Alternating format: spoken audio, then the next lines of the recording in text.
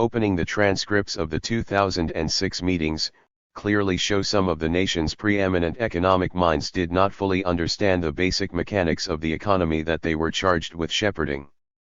The problem was not a lack of information, it was a lack of comprehension, born in part of their deep confidence in economic forecasting models that turned out to be broken. New York Times, January 13, 2012. Just as the economists are the scientific representatives of the bourgeois class, so the socialists and the communists are the theoreticians of the proletarian class. Karl Marx. Contents. Introduction 1. Part I, Basics. Chapter 1, The Labor Theory of Value 15. Chapter 2, Cycles, Recessions, and the Falling Rate of Profit 43. Part 2, Epochs of Capitalism. Chapter 3, Capitalism's Dramatic Entrance. Primitive Accumulation 59.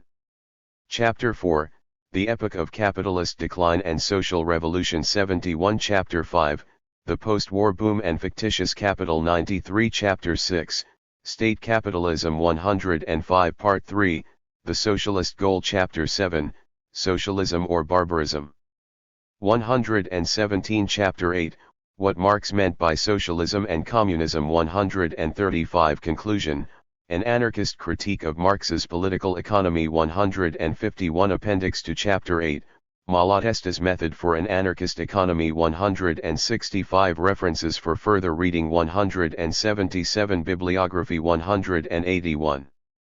Introduction.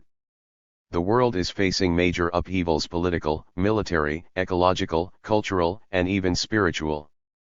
Clearly this includes a deep economic crisis, one that overlaps with all others. We need to understand the nature of the economic crisis if we are to deal with it. When it comes to theories about the economy, the two main schools are both bourgeois, in the sense that they advocate capitalism. Both the conservative, unrestricted free market school and the liberal/social democratic Keynesian school exist to justify capitalism and to advise the government on how to manage the capitalist economy. The only developed, alternate economic theory has been Karl Marx's. His theory was a detailed and well thought out guide for the working class, to help it understand the capitalist system in order to end it.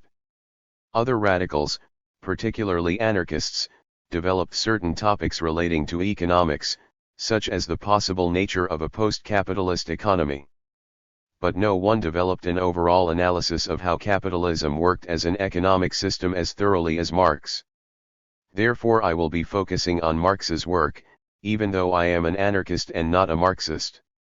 I do not accept the total worldview developed by Karl Marx and Friedrich Engels, even though I think much of their analysis is accurate. When people write about radical economics, they generally mean two interrelated topics. One is an analysis of the currently existing capitalist economy. The other is the vision of a post-capitalist, post-revolutionary, economy.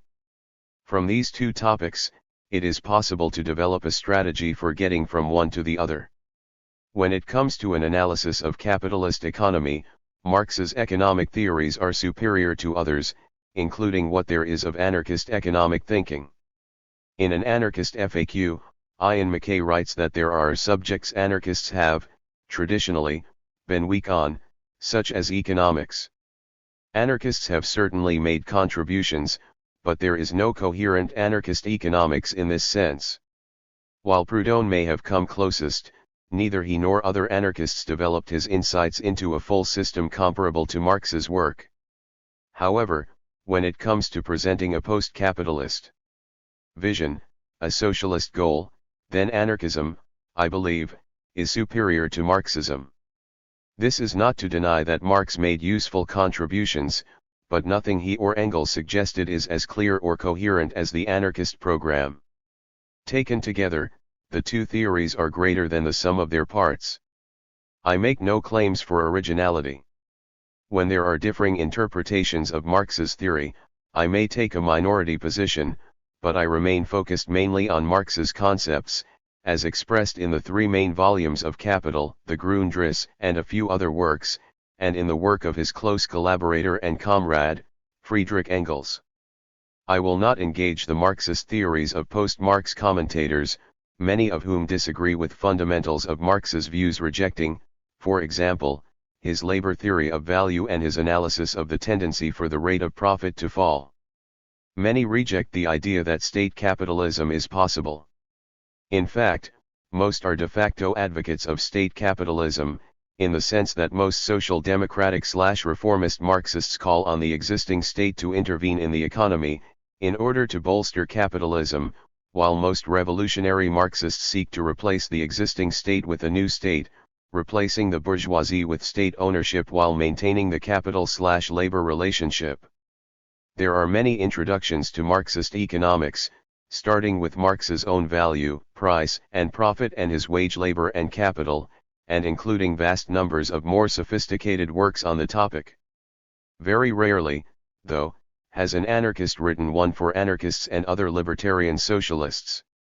I suspect it may be useful today. Can anarchists learn from Marx? Some anarchists have been offended by my even raising the possibility that they might benefit from studying Marx's work. They point out, correctly, that the First International was torn apart in a bitter factional fight between the followers of Marx and those of Michael Bakunin, the founder of anarchism as a movement. The Second International did not even let anarchists join. Following the Russian Revolution, the regime of Lenin and Trotsky had anarchists arrested and shot. In the Spanish Revolution of the 1930s, the Stalinists betrayed and murdered the anarchists. Marxism, as an organized political tradition, has led, on the one hand, to social democratic reformism and support for Western imperialism. In other cases, it has evolved into a form of mass murdering, totalitarian, state capitalism before, in countries like China and the Soviet Union, collapsing back into traditional capitalism. There is no denying any of that and no need to deny it. I am not debating the merits of Marxism or anarchism as social movements or historical traditions.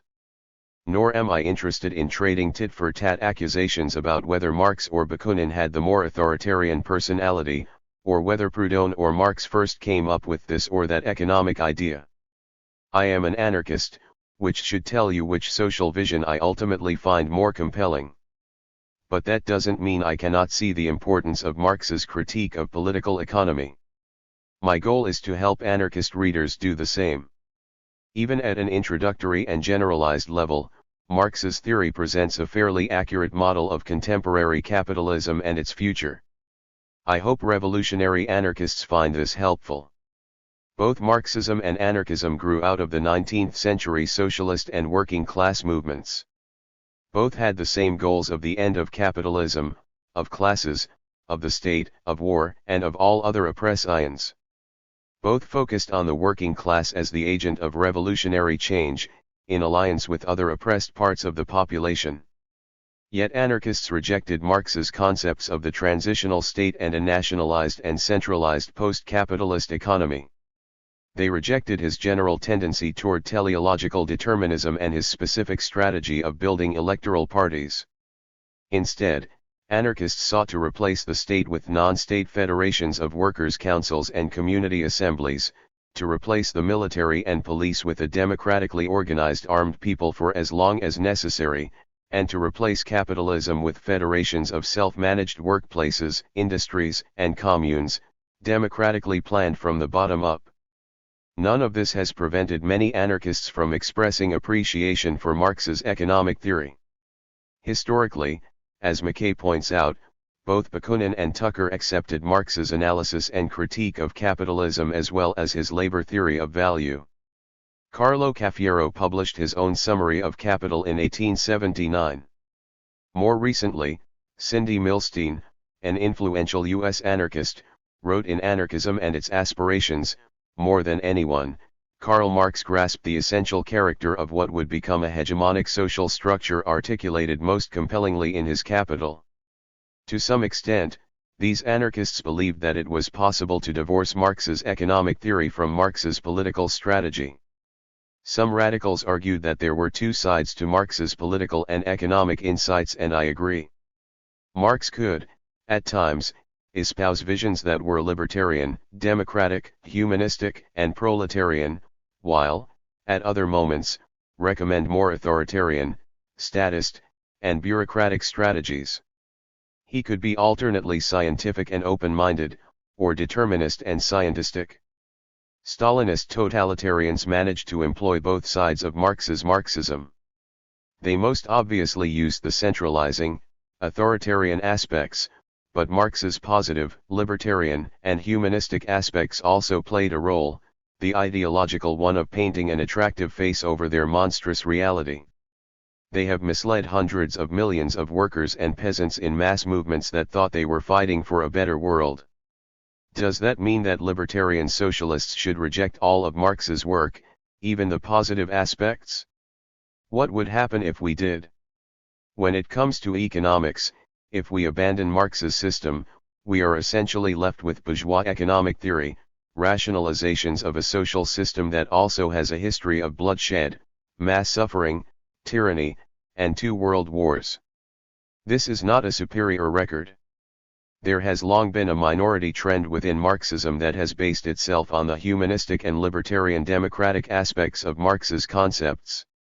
This goes back to William Morris, who worked with Engels in Britain while being a friend of Peter Kropotkin. It continues with today's autonomist Marxists. The version of Marxist economics I learned was heavily influenced by the Johnson-Forrest tendency and by Paul Mattick of the Council Communists. My point is not that these libertarian Marxists had the true understanding of Marxism, as opposed to the authoritarianism of Marxist-Leninists. I am simply saying that, empirically, it has been possible for some to combine Marxist economic theory with a politics that was very close to anarchism. My own anarchism has also been enriched by feminism, classical liberalism, radical psychoanalysis, progressive education, Malcolm X's thinking, ecology, and non-anarchist decentralism, among other influences, as well as by aspects of Marxism. Openness to different trends of thought is something which I find valuable in anarchism. I therefore have 2 goals here. Besides explaining Marx's economic theory and letting people make up their own minds about it, I hope to show anarchists that it is possible to learn from aspects of Marxist theory while remaining anarchists. We do not have to reject everything written and done by Marx and Marxists in order to be anarchists. We can learn from, and possibly surpass, Marxist theory.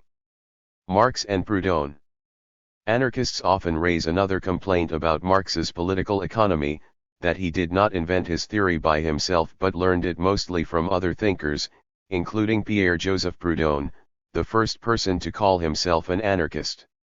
They denounce Marx as a plagiarist. There is no question that Marx made a thorough study of thinkers who went before him, including bourgeois political economists and socialist writers.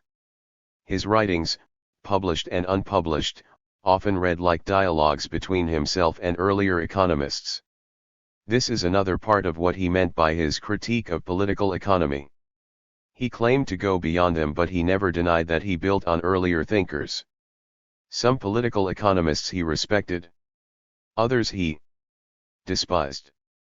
When Marx and Engels first read Proudhon, and then Marx met him in France, they were impressed. Coming from the background of a working artisan, Proudhon had developed a critique of capitalism and a concept of socialism. The 2 young, middle-class, radicals learned from him. In The Holy Family, Marx and Engels commented on Proudhon's 1840 What is Property? Proudhon subjects private property, which is the basis of political economy, to a critical examination. That is the great scientific progress that he has achieved, a progress which revolutionizes political economy and which present, for the first time, the possibility of making political economy a true science. Proudhon does not only write in the interest of the proletarians, he is a proletarian himself. Later on, Marx and Engels became political and theoretical opponents of Proudhon. Marx attacked his views in the poverty of philosophy, as did Engels in the housing question. Bakunin stated, "There is a good deal of truth in the merciless critique directed against Proudhon. I am not going to get into the theoretical questions that were debated, that is a task for another book. I believe that Marx and Engels learned much from Proudhon and then developed past him in certain ways. Beside immediate economic theory, Proudhon developed a program that was an early version of market socialism to which democratic communism was superior. More positively, Proudhon worked out aspects of decentralized federalist socialism, which was contrary to Marx's centralist statism. Some of Proudhon's concepts were important in the later development of revolutionary anarchism. In brief, there were things that Marx and Engels learned from Proudhon, things that they developed further, and things that they might have learned from him but did not. In any case, the key question should be whether or not Marx's economic theory is a good theory, useful for understanding the capitalist economy, and useful for developing political reactions to it. If he got good ideas from Proudhon or anyone else, then good for him. Critique of political economy. What sort of theory was Marxism, exactly? There is some dispute over whether one should refer to Marx's economics, Marx's political economy, or Marx's critique of political economy. As to the first, Marx discussed the production and distribution of commodities and other typical subjects covered by texts on economics. At the same time, his goals and interests were entirely different from those of bourgeois economists. He was not an economist. He was not interested in explaining how capitalism works for the sake of objective, disinterested science, nor was he advising capitalists how to manage their economy. Marx wanted to explain capitalism to the workers and their allies, to help them to become conscious of their situation and to aid them in changing it through revolution. As for political economy, this is a term taken from Aristotle, who distinguished between domestic economy and political economy. Early bourgeois economists picked up the term. They integrated their analysis of economics with a wider understanding of the role of classes and the state. Modern radicals often adopt the term in order to emphasize that they are doing the same, embedding economics within the social totality. Marx himself, however, generally used political economy as a synonym for bourgeois economics, and the phrase, critique of political economy to describe what he was doing. It was the title or subtitle of several of his books. The term critique meant a critical analysis, examining the positive and negative aspects of something, in their interactions. He was an enemy of the political economists, however much he respected a few of them for their insights. He was the opponent of the system he was examining and exposing. Some Marxists today prefer to say they are furthering the critique of political economy. Yet it does seem a lengthy, somewhat awkward, and archaic phrase. Almost no one refers to critiques today outside of literary discussions. I use all three terms for Marx's economic theory, but it is essential to keep in mind that we are developing an attack on bourgeois economic theory and the capitalist economy. In a very real sense, the whole of Marx's Capital was a justification for what he wrote as the conclusion of the Communist Manifesto: the proletarians have nothing to lose but their chains. They have a world to win. Workers of all countries unite, as well as the first rule of the First International: the emancipation of the working classes must be conquered by the working classes themselves. The value of radical theory. Why is radical theory, anarchist and Marxist, so important, so valuable? Because the socialist revolution is different from the bourgeois revolution. In the bourgeois revolution, what was essential was the sweeping away of all the barriers to the free development of the capitalist market, the aristocracy, the bureaucratic state, the privileges of the guilds, and so on. Then the invisible hand of the competitive marketplace would work on its own, automatically developing industry and trade. The middle-class revolutionaries did not have to fully understand what they were doing, so long as they cleared away the barriers to capital accumulation. The rebellious artisans and peasants were not allowed to understand that they were overthrowing one ruling class only in order to replace it with another. But in the socialist anarchist revolution, the working class and its allies among the oppressed can and must understand all that they can, as clearly as possible. They have no automatic market to organize for them, on the contrary they have to organize to replace the market. They have little previous experience in actually managing organizations, compared to what the bourgeoisie had before their revolution, they have to gain organizing experience in the course of the struggle.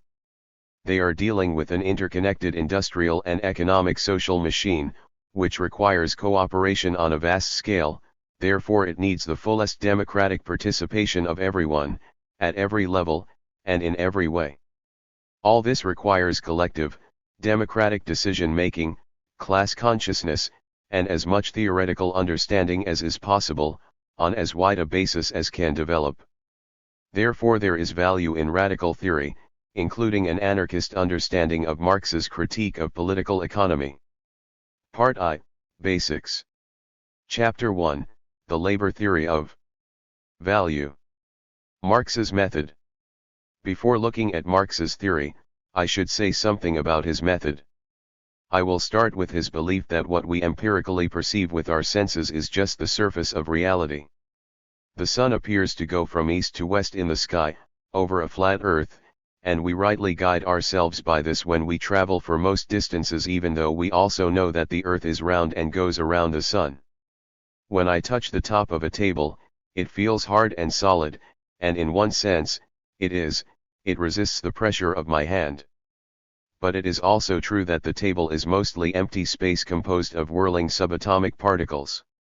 The same is true for society. There is surface and there is depth beneath that surface. Both are valid views of reality, different perspectives on reality, equally true. How do we find out, scientifically, what is behind the obvious surface? We cannot bring the economy into a laboratory, nor can we do controlled experiments. Marx's method is abstraction. Mentally, he abstracts aspects of the whole gestalt, while temporarily ignoring other aspects of complex reality. The very field of economics is an abstraction, because it separates processes of production and consumption from other social processes, such as art and culture, politics, and religion. Using abstractions, Marx built theoretical models of the economy. For example, in order to understand commodities, he imagined a society based on simple commodity production, a society of small, independent farmers, small shopkeepers, merchants, and artisans, buying and selling goods and services from each other. It was not a model of a capitalist economy, because these hypothetical workers owned land and shops. No one was forced to work for a wage nor to submit to capitalist bosses. Such a society has never existed. Isolated pockets have, at the margins and in the cracks of larger societies, but Marx postulated it as an entire society in order to begin his examination of commodity production and exchange.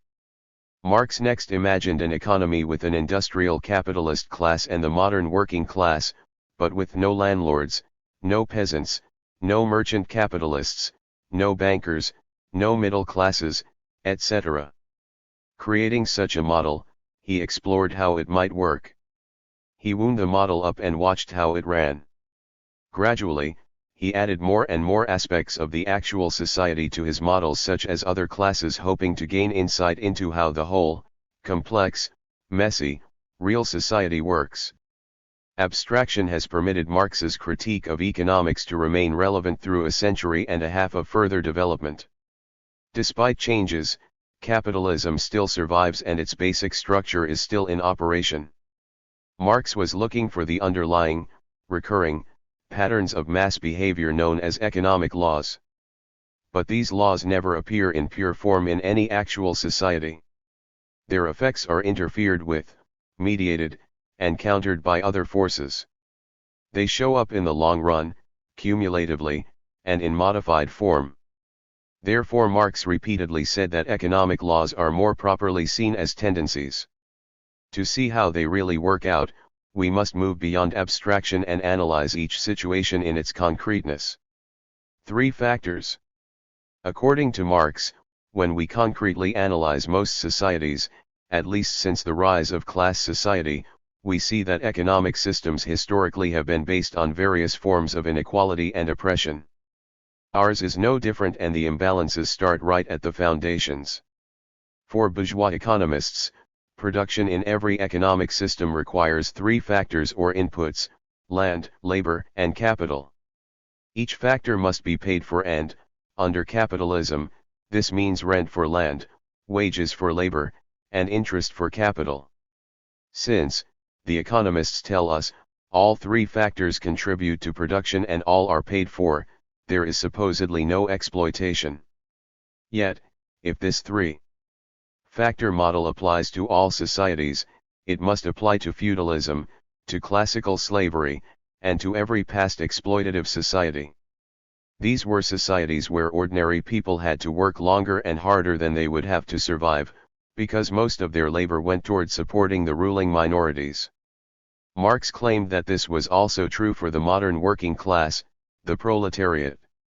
While capitalism looks, on the surface, like a society based on equality, Marx sought to demonstrate that it was as exploitative a system as slavery, that the capitalist class also lived off the surplus labor of the workers. However, even without a full Marxist critique, it should be obvious that the payment for each factor of production is not equivalent. Wages are paid to workers for doing work. Rent is paid to landowners for letting others use their land. Interest is paid to the capitalists for letting others use their capital. While land and machines are clearly necessary for the workers to produce goods, landowners and capitalists, the people who own land and capital, do not actually contribute anything. Alienation and fetishism. The concept of alienation was fundamental to Marx. In his view, what makes people human is our capacity to produce, to create what we need out of the environment, using our physical and mental labor. Under capitalism, workers are forced to labor, not for themselves but for someone else. Indeed, since profit may flow toward distant, possibly unknown people and institutions, to corporations or government agencies, workers labor for something else, the system of capital itself. The harder they work, the stronger and larger becomes capital, which rules over them, drains them of their energy, and increases its power, due to their efforts. This is alienated labor. All the institutions of society are alien powers ruling over the working class. Under such conditions, people develop unhealthy forms of projective identification. People feel empty, hollow, and weak. They feel powerless, despite the fact they are the ones who make the world. They project their actual inner strength onto some symbol or institution, the flag, the leader, a nation, a football team, or their version of God. By identifying with such things, they can access the strength they believe they have lost and feel whole again, for a while. When identification meets the realm of political economy, it becomes what Marx called fetishism. Early people worshipped idols and special objects, regarding them as having their own powers and personalities. People in advanced bourgeois society also treat objects as if they were alive and powerful. On a theoretical level, economists describe land and capital like living beings that confront labor. In our everyday lives, we are surrounded by commodities with human qualities: sexy cars, friendly software, revolutionary dish soap, intelligent microwaves. Marx compares this to the mysticism of religion. Commodities seem to exchange and circulate themselves independent of us. Like an empty, foreclosed house to the family evicted from it, an assembly line to the worker sweating away at it, or a gold necklace to the person wearing it, objects and machines seem more real and vibrant, more important and in control, than human beings. Marx's critique, however, sees through this alienation to the reality that it is people who are interacting with each other, through their use of machines and objects, and not the other way around. Under capitalism, human social relations begin to appear as external things that happen to us, when they are actually relationships among people, interactions between workers and capitalists. The nature of value. Commodities, objects produced for sale, have two aspects. Each commodity is a specific object, a baseball, say, or a hammer. It has a use and it was made in a specific way with specific machines through a specific labor process. But each commodity is also worth a certain amount of money. A number can be attached to it, denoting its monetary value, $1, $10, or $1 million. Every commodity is moneyfiable. In Marxist terms, These two aspects of a commodity are known as use value and value. The capitalist management of a business does not really care much what the use value of a commodity is. They are not necessarily going to play with the baseballs or build with the hammers they produce. Their only concern as capitalists is that someone else finds the baseball or hammer useful and, therefore, is willing to buy it. Capitalists only want money. They produce baseballs and hammers in order to end up with more money than they started out with when they hired workers and bought machinery and raw materials.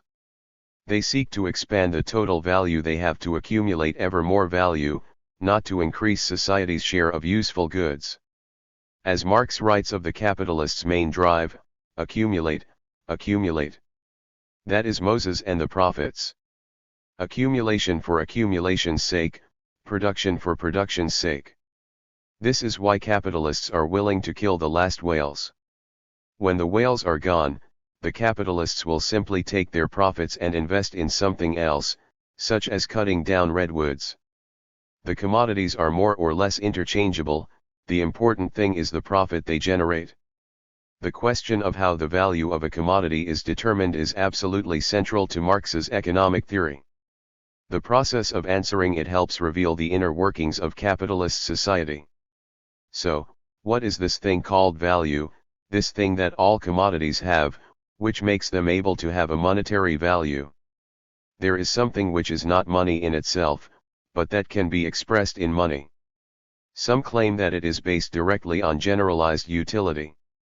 However, air is the most useful stuff around, and it has no price.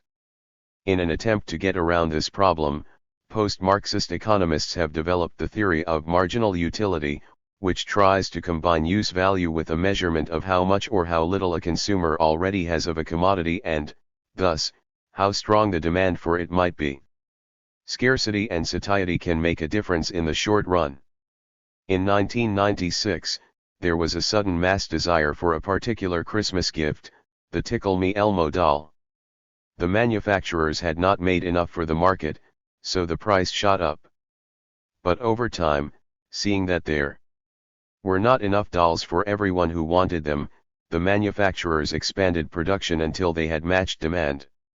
This is the tendency of capitalist production, to match supply to demand, overcoming scarcity. Of course, there are some things that remain scarce, no matter how much money is offered. There will be no more Rembrandts. Paintings are not a major part of the economy, but other things may be. I will discuss monopoly later.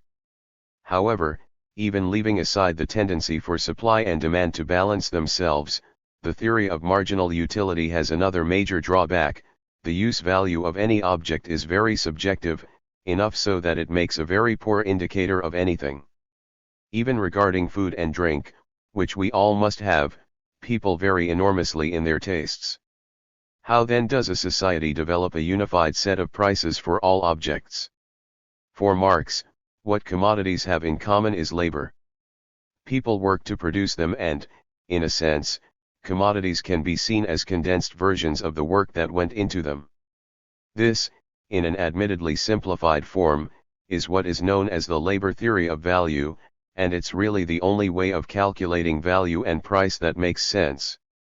In a nutshell, it means that commodities exchange at equal values due to equal amounts of labor time put into making them.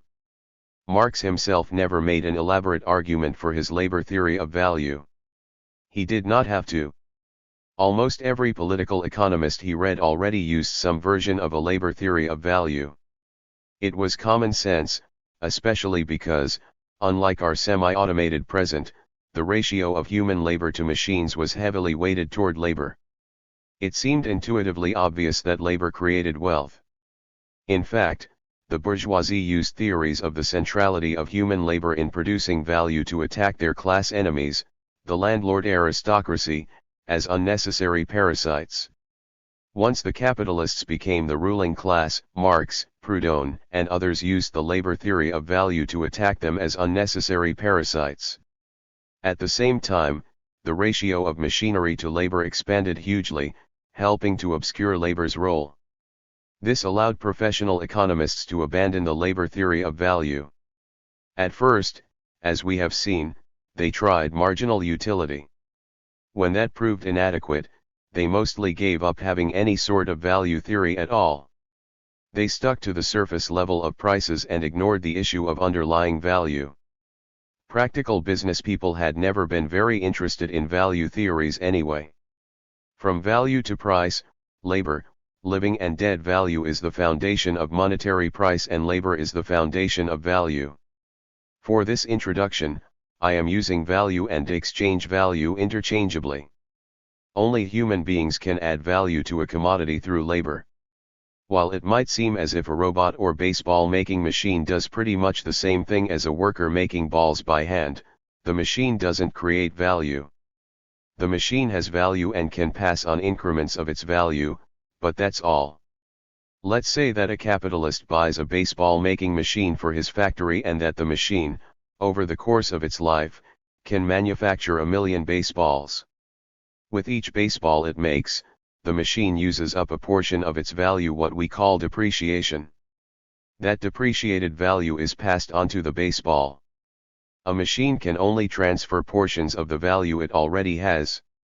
And where did the baseball making machine's value come from in the first place? From the labor of the men and women who made the machine.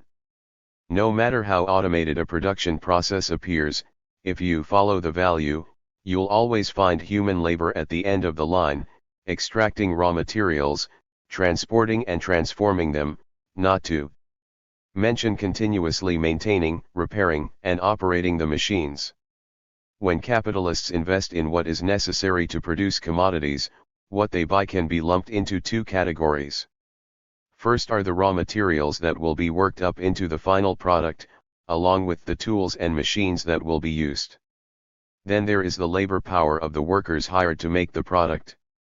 The first category is known as constant capital, because its value, however it is passed on, remains constant. The value of the leather or other covering is entirely passed along to the baseball. The same is true of the fuel that is used up in running the machines. Machines and tools don't pass on their total value, since, as we've seen, they are not used up in making each baseball. The completely used up raw materials and fuel are called circulating constant capital. The machines and tools are fixed constant capital. But the second category, the labor of workers, is different. Labor changes things. It adds value that did not exist before and lays the basis for profitable production. Therefore it is variable capital. Add constant and variable capital together and you get the cost of production, a necessary factor in determining a commodity's price. However, when determining the value of a commodity, we need to step back and look at the big picture. What matters is not how much labor actually went into making a specific object, but how much socially necessary labor went into it. Labor is mostly measured in time, the time it takes to make something. A factory with obsolete machinery will take more labor time to make a commodity than a plant with up-to-date machinery. One might expect that the commodities made the old-fashioned way, with more labor, would have higher prices. But customers usually will only buy commodities at the cheaper price. Therefore, if the capitalists with the old machines want people to buy their goods, they will have to sell at the new, lower price too. So, in general, most of the commodities will sell according to the average socially necessary labor incorporated into the average product on the market. The extra labor expended by using the old methods of production will be wasted. Similarly, if more of a specific commodity are produced by all the capitalists than there is a demand for in the market, then the labor that went into producing the extra commodities has been wasted. This lowers the value of the commodities. While commodities made with new methods, using less labor, tend to be cheaper, this can sometimes be hidden by other factors. For instance, the monopoly held by more advanced producers might let them jack up their prices. But this will eventually be offset as other producers get the same new machinery. The labor that goes into a product has a dual aspect. One is the concrete labor of a specific worker making a specific object, with its specific uses. The other is better seen as abstract labor. It is a fraction of the total labor used in the whole society, an abstraction that, in turn, allows labor to be translated into an exchange value that corresponds with all the other exchange values. There is a tendency for all labor to be turned into abstract labor by modern capitalist industry, as it deskills individual jobs.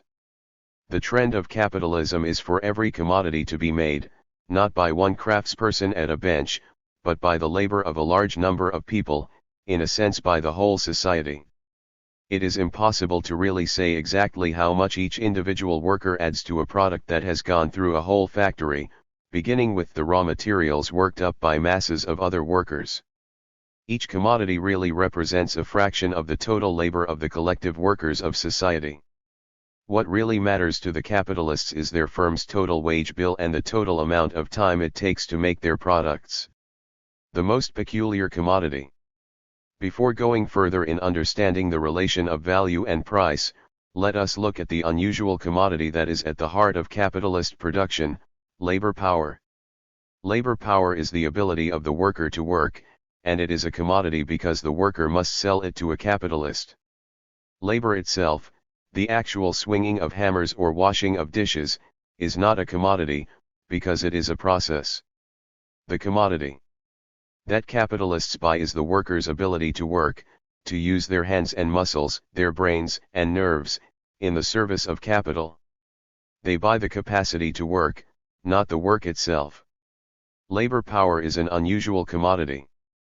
It is attached, so to speak, to human beings with minds and consciousness, which they must subordinate to the production process. It alone expends human labor, which is the only way of creating new value.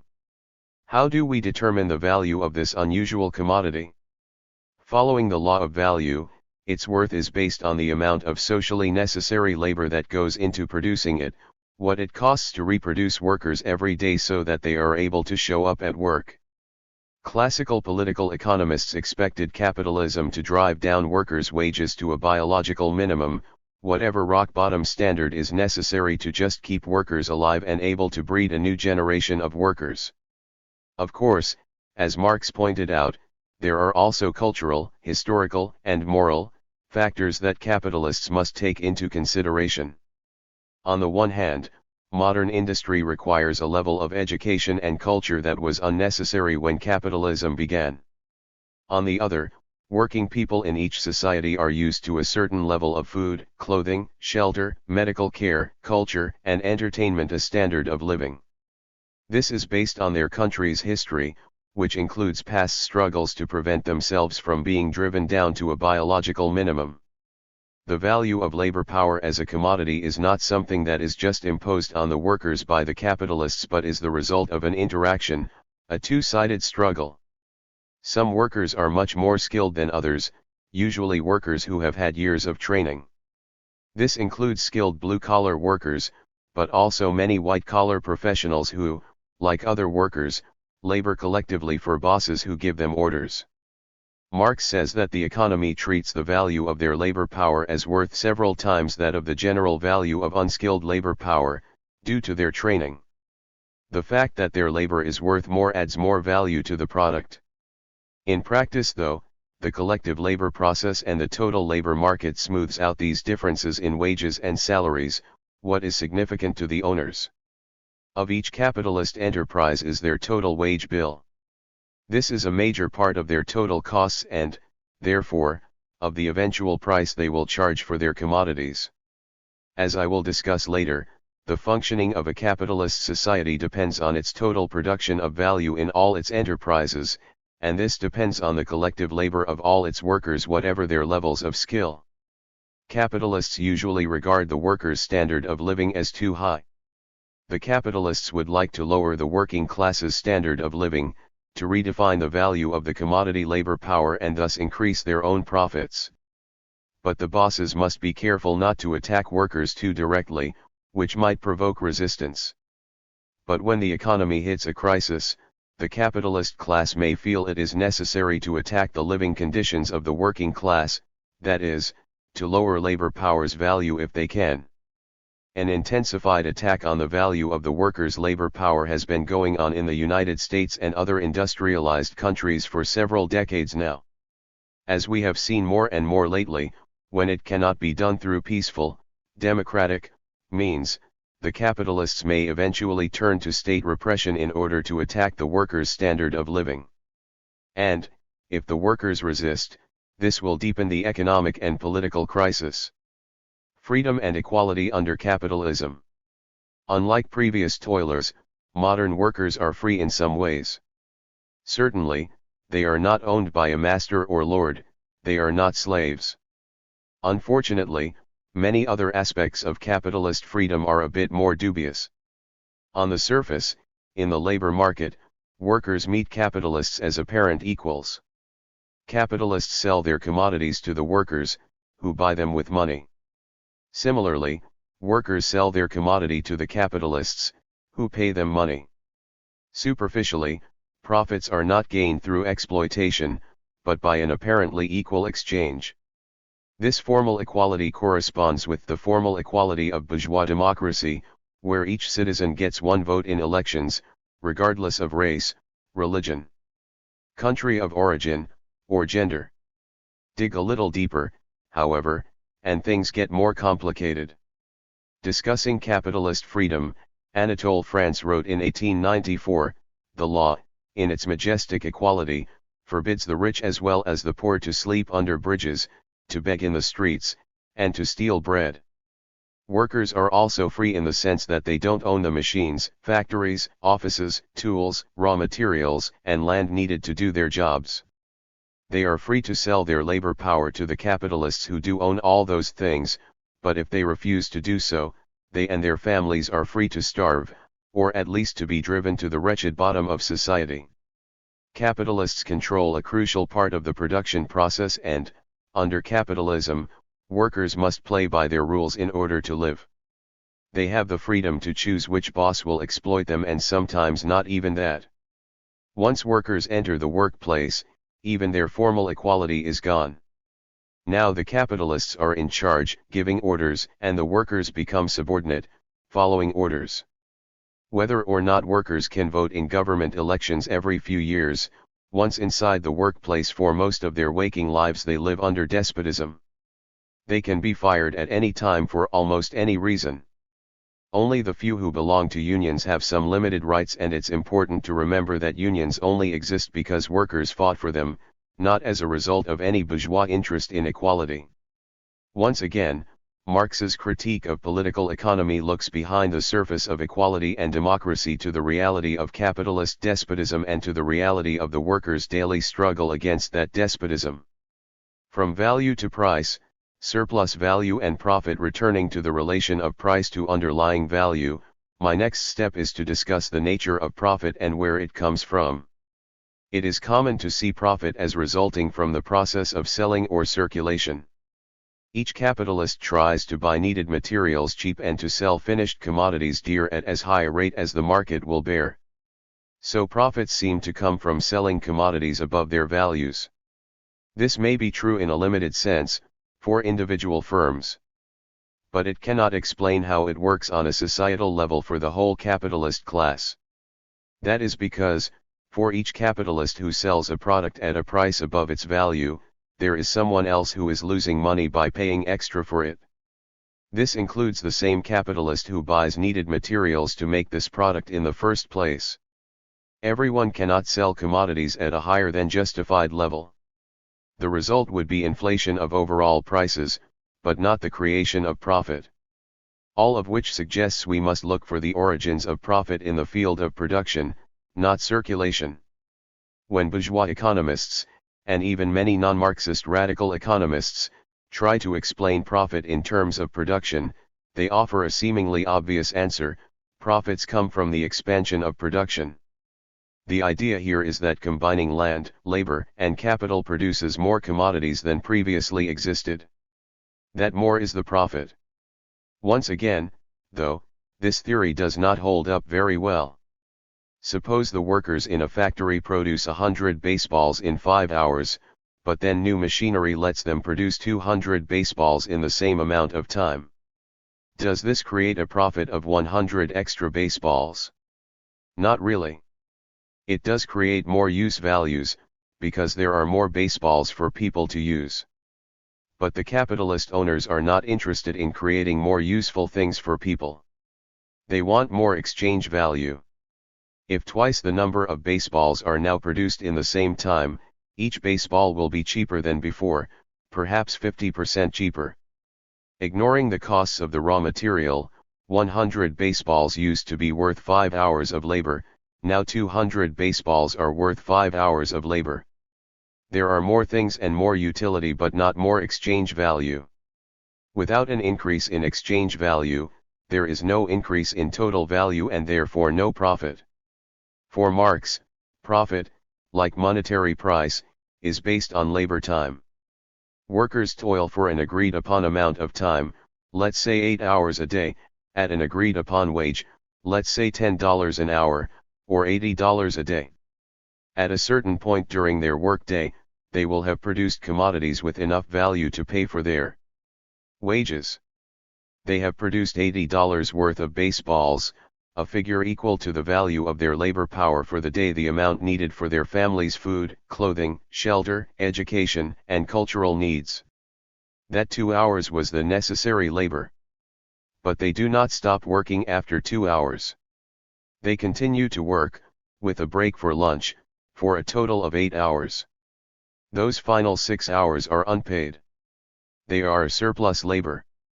They are work done for free, just as slaves or serfs did free work for their lords. The extra labor produces extra value, described as surplus value.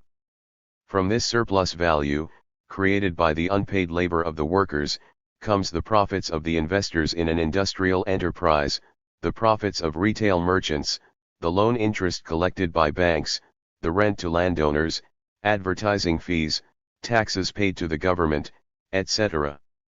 This surplus value from all the capitalist enterprises supplies the income of the entire capitalist class, and its hangers-on.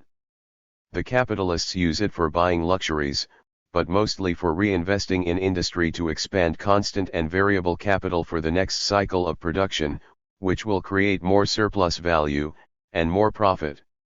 This is the accumulation of capital. There are two basic ways capitalists can increase the amount of surplus value they pump out of the workers. One way, called absolute surplus value, is to increase the length of the working day. Since necessary labor stays the same, the amount of surplus value will increase. This method was used mostly in the beginning of industrial capitalism. Workers, including child laborers, worked 12 or 14, or more, hours a day. One problem with this approach is that it tended to physically weaken the working class, because they were, in effect, being paid less than the biological minimum. This, of course, threatened to undermine the whole system. Nonetheless, this method is still used, in factories in Asia and elsewhere, and even in the United States, through compulsory overtime in many industries. The other method produces relative surplus value. Without lowering the amount the workers are paid, capitalists decrease the amount of time workers spend producing their wage equivalent. This can be done by speeding up the assembly line, by time and motion studies, by increased productivity through better machinery, or in other ways. There are limits to both methods. The main one is that the day is limited, even Superman cannot work more than 24 hours in a day. Lesser mortals reach their biological limits, from lengthened days or from speed up, well before that. These limits push the working class to fight to defend its needs, to resist its exploitation, even as it has to accept the basic social relations of capitalism.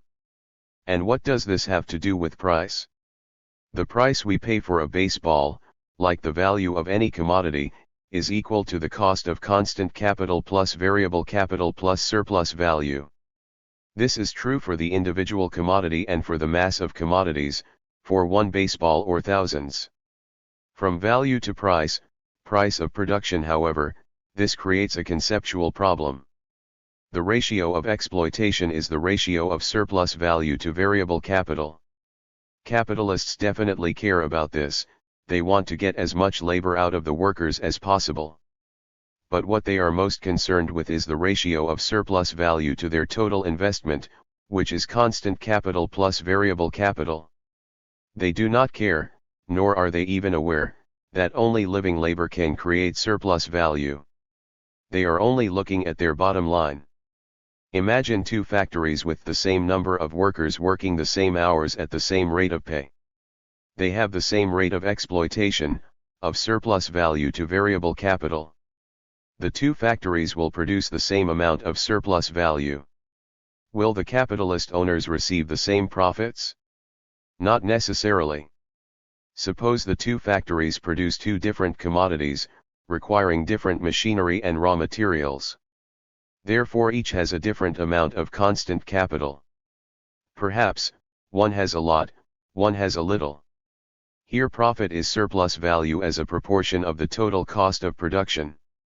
The capitalist with the large amount of constant capital will have a lower total profit than the one with the lesser amount of constant capital, even though the rate of exploitation is the same in each factory. However, in reality, industrial capitalists do not get smaller profits because they buy more efficient, productive machinery, which permits them to hire fewer workers. If they did, capitalists would not innovate by investing in better equipment. There would be no accumulation. The rate of profit does not seem to be controlled by the amount of labor used in production. Does this disprove the labor theory of value? Marx solves this dilemma, once again, by stepping back to look at the big, societal, picture.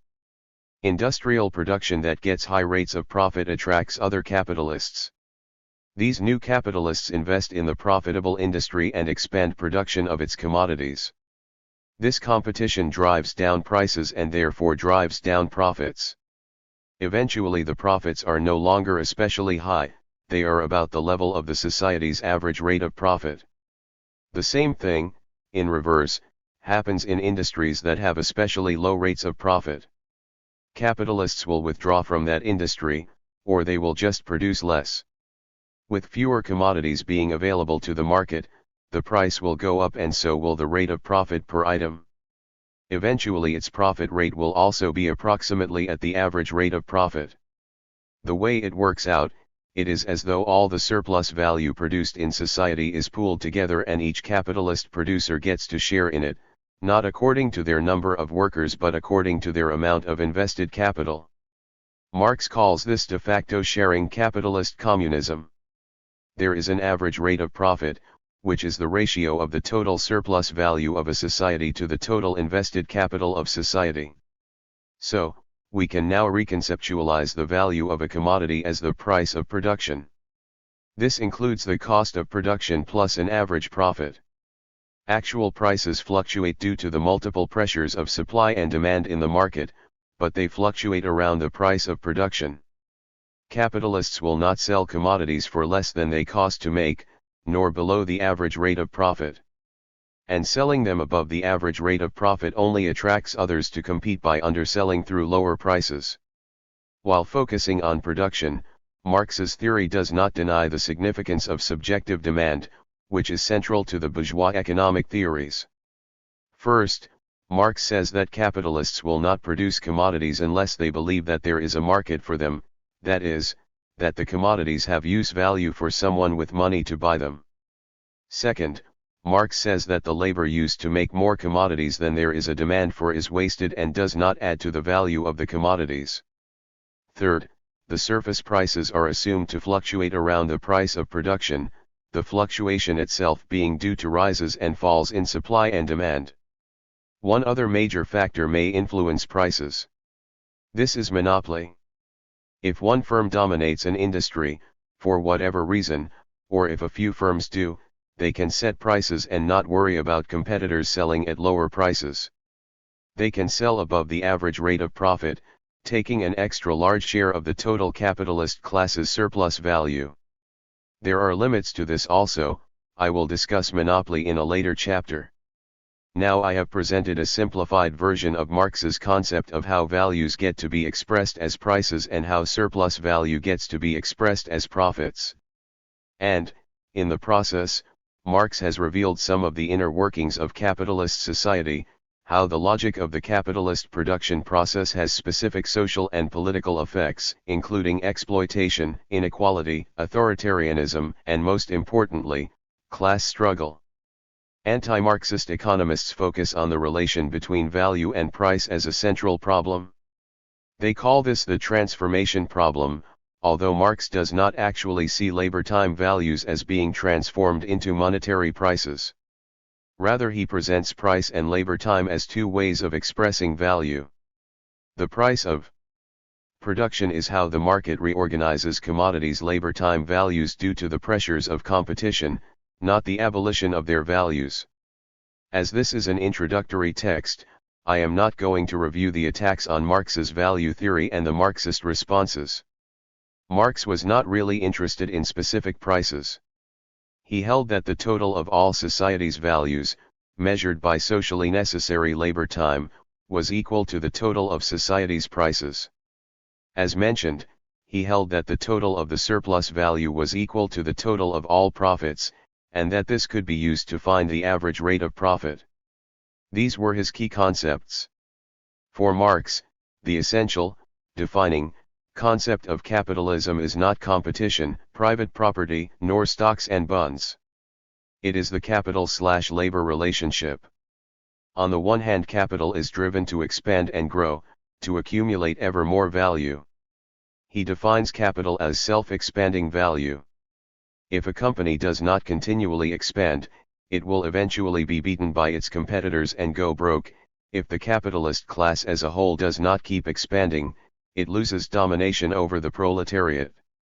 Capital is represented by its agents, the bourgeoisie, and their managers. On the other hand is the proletariat, those who have nothing but their ability to work, with muscle and brain. They sell their labor power to the agents of capital, who proceed to pump surplus value out of them by working them as hard as possible and paying them as little as possible. This is a relationship. Without capitalists there are no proletarians, without such modern workers, there are no capitalists. Money. Value, when expressed as price, requires the existence of money. Money is both a measure of value and a store of value. Originally, humans used only valuable things for money, cattle, or belts of shells. After a long history, they settled on gold and silver. These are rare metals found and dug up by labor. They had original use values in that they were used for decorations. They last indefinitely, without rusting. They are easily divided into small units and easily merged back into larger ones. Small units may represent a lot of value. Governments produced official coins, backing their value with the power of the sword. In pre-capitalist societies, money was peripheral, as were commodities in general. Most objects were made for family use or for neighbors. Only a few commodities were sold on a market. But in order to live under capitalism, we rely on acquiring commodities for everything, from everyone, throughout the world. Now money is an essential intermediary, the universal equivalent, which holds all of society together in a cash nexus. As capitalism developed, it became inconvenient for merchants to lug around large quantities of metal. Banks were created to hold the gold. They provided banknotes that could be circulated and then turned in for hard money when desired. These notes were as good as gold. Today, to simplify a long, complex history, the state issues fiat money, that is, symbolic, nominal, unbacked paper money. It is supported by nothing but the confidence people have in the health of the economy. Unlike gold, it has only a fictitious value, but no intrinsic value. Chapter 2, Cycles, Recessions, and the Falling Rate of Profit. Any honest appraisal of capitalism must admit that it is an economic system defined by repeated cycles of crashes and recoveries, from deep downturns, through increased productivity and relative prosperity, to the next precipitous plunge. Of course, classical political economists of Marx's time, and earlier, denied the inevitability of business cycles and their crashes. The capitalist market, they held, was so efficient that it balanced what came into it and what came out, production and consumption, buying and selling, in a smoothly functioning process. There might be momentary, localized, disharmonies in one industry or another, but no overall crashes. When things went wrong, it must be due to extra economic factors, bad weather, wars, or government intervention in the market, which, supposedly, was always a bad idea. Yet there have been cycles for as long as capitalism has been around. These downturns were called crashes or panics until the nicer term depression was found. After the 10-year Great Depression of the 1930s, the milder-sounding recession was preferred. Today's economists do not have much of a theoretical understanding of them. But they believe that, with the use of governmental monetary manipulation, tax changes, and or government spending, it is possible to modify the cycles, to reduce their downturns to insignificance. Too bad this has not worked out so well. Marx was far ahead of his time in recognizing the reality of repeated business cycles and their resulting crises. He never wrote a full theory of the business cycle in a single study, but his thoughts about it are apparent, especially in his discussion of capital accumulation. However, his lack of one concentrated and complete statement has led Marxists to propose various theories of cycles and their crashes. Cycles and crashes. One of the most widespread misunderstandings of the capitalist cycle is held by people who know only a little about Marxist economics. In its simplest form, it is known as underconsumptionism, and its main point is that crashes happen because workers produce more than they can buy back. In other words, the consumer market cannot absorb what's been produced, capitalists cannot sell all their commodities, and this supposedly causes the system to collapse. The problem with this view, though, is that workers always produce more than they can buy back, even in the healthiest capitalist economy. The value of the products they make is the sum of variable capital plus constant capital plus an average profit. Workers can only spend the sum of their wages. They can never buy back the constant or surplus values. If they had to, then capitalism would not merely have downturns, it would not work at all. Simple underconsumptionism is not so much a model of the business cycle but a crude intuition. A more sophisticated view is the model known as overproduction. It makes a similar argument from the perspective of production rather than consumption. Unlike the simple underconsumptionist view, this predicts periodic crises. The idea here is that, in their drive to expand, competing capitalists put more money into constant capital than into variable capital. They are constantly seeking to expand labor productivity, which means more machines and materials, and proportionally fewer workers. Also, capitalists try to increase surplus value, which requires holding down workers' pay. Even in times of prosperity, when capitalists are relatively more willing to increase workers' pay, they are still reluctant to do so. As a result, production of consumer goods expands faster than the wages of the workers, production outstrips consumption. And if the consumer goods producing capitalists cannot sell their goods, they will no longer buy from the machinery producing capitalists, who now also cannot sell their products. If goods cannot be sold, then their values cannot be realized, and periodically things head toward a crash. To use economist speak, the problem highlighted by the overproduction model is a lack of effective demand or aggregate demand. For demand to be effective, it is not enough that people want something, such as food, they have to have the money to buy it. This analysis leads to liberal proposals to try to solve downturns by raising workers' wages so they can buy more commodities and prosperity will return. Certainly, if workers are unemployed or paid low wages, they cannot buy many consumer goods and this is bad for the capitalist economy. But the reverse, that high wages will cause prosperity, is only true in a limited sense. Workers get their wages and salaries from the capitalists who hire them. If all the workers spend all their income to buy goods sold by the capitalists, they will only be returning the money that the capitalists paid them in the first place. This will keep the wheels turning for a while, but it does not provide an extra penny of profit to the capitalist class no matter how high the workers' wages. Another, related, model incorporates these views, but takes them in a somewhat different direction. It is called disproportionality.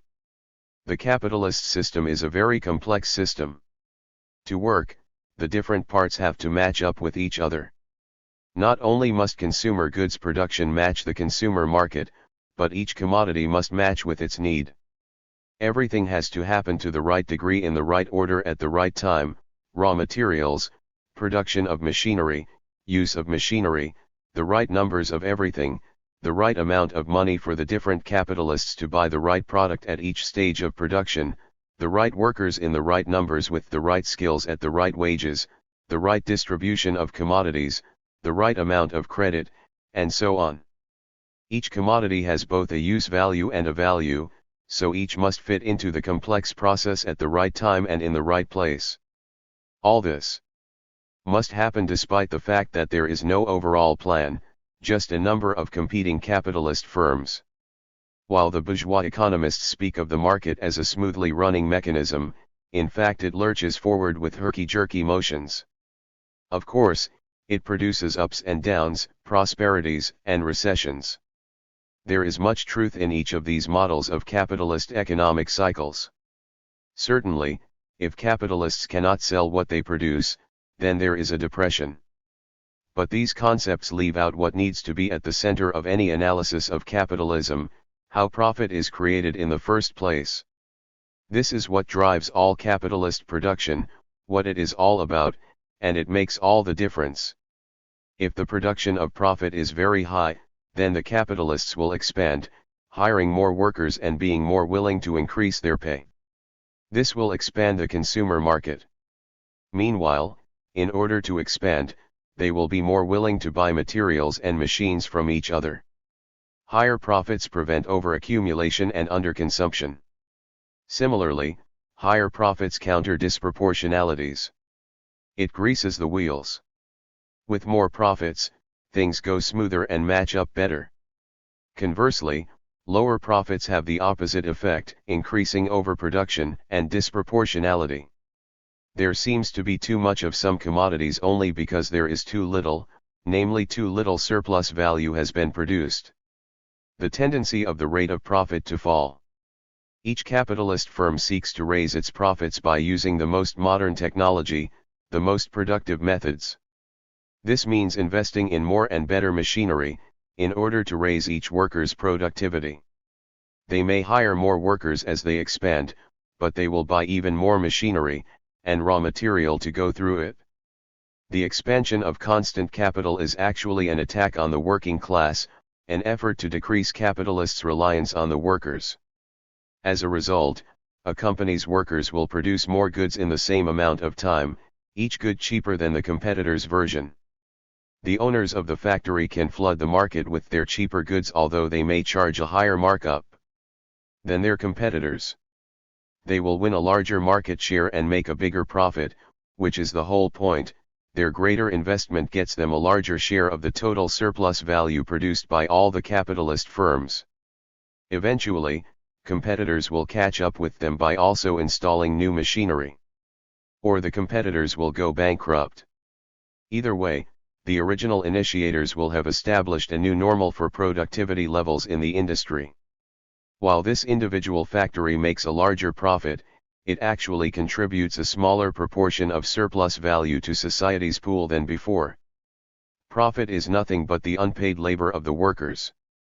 The purpose of machinery is to displace labor, to use less labor to make more things.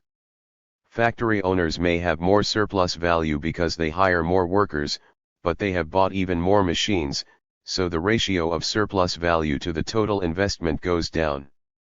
And when the whole industry adopts the new technology, the whole industry will be producing a lower ratio of surplus value. When most of an economy has adopted similar new technology, society's total ratio of surplus value will decrease. The total amount invested will increase, but the total amount of surplus value will not increase proportionally. The total mass of surplus value may have increased or decreased, according to the number of workers employed, but its ratio to the total invested decreases. Which is to say that the profit rate will decrease. Classical political economists had noticed the falling rate of profit before Marx, but had no good explanation for it. In the Grundriss, he said that the law of the rate of profit to fall was the most important of political economy. Given the importance Marx placed on the concept, it is sometimes surprising how many Marxists, past and present, ignore or reject it. For instance, one reason the concept is so crucial is the light it sheds on unemployment in our society.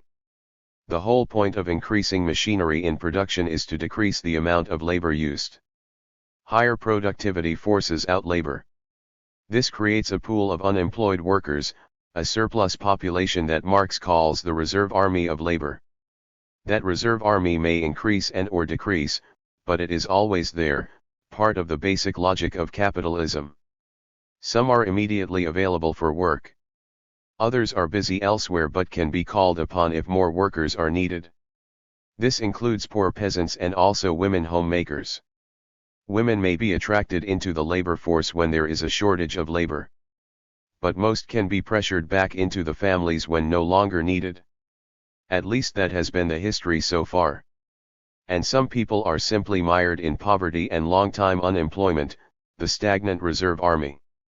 So capitalism has a long-range trend to increase the organic composition of capital, resulting in both a tendency toward a falling rate of profit and a pool of unemployed workers.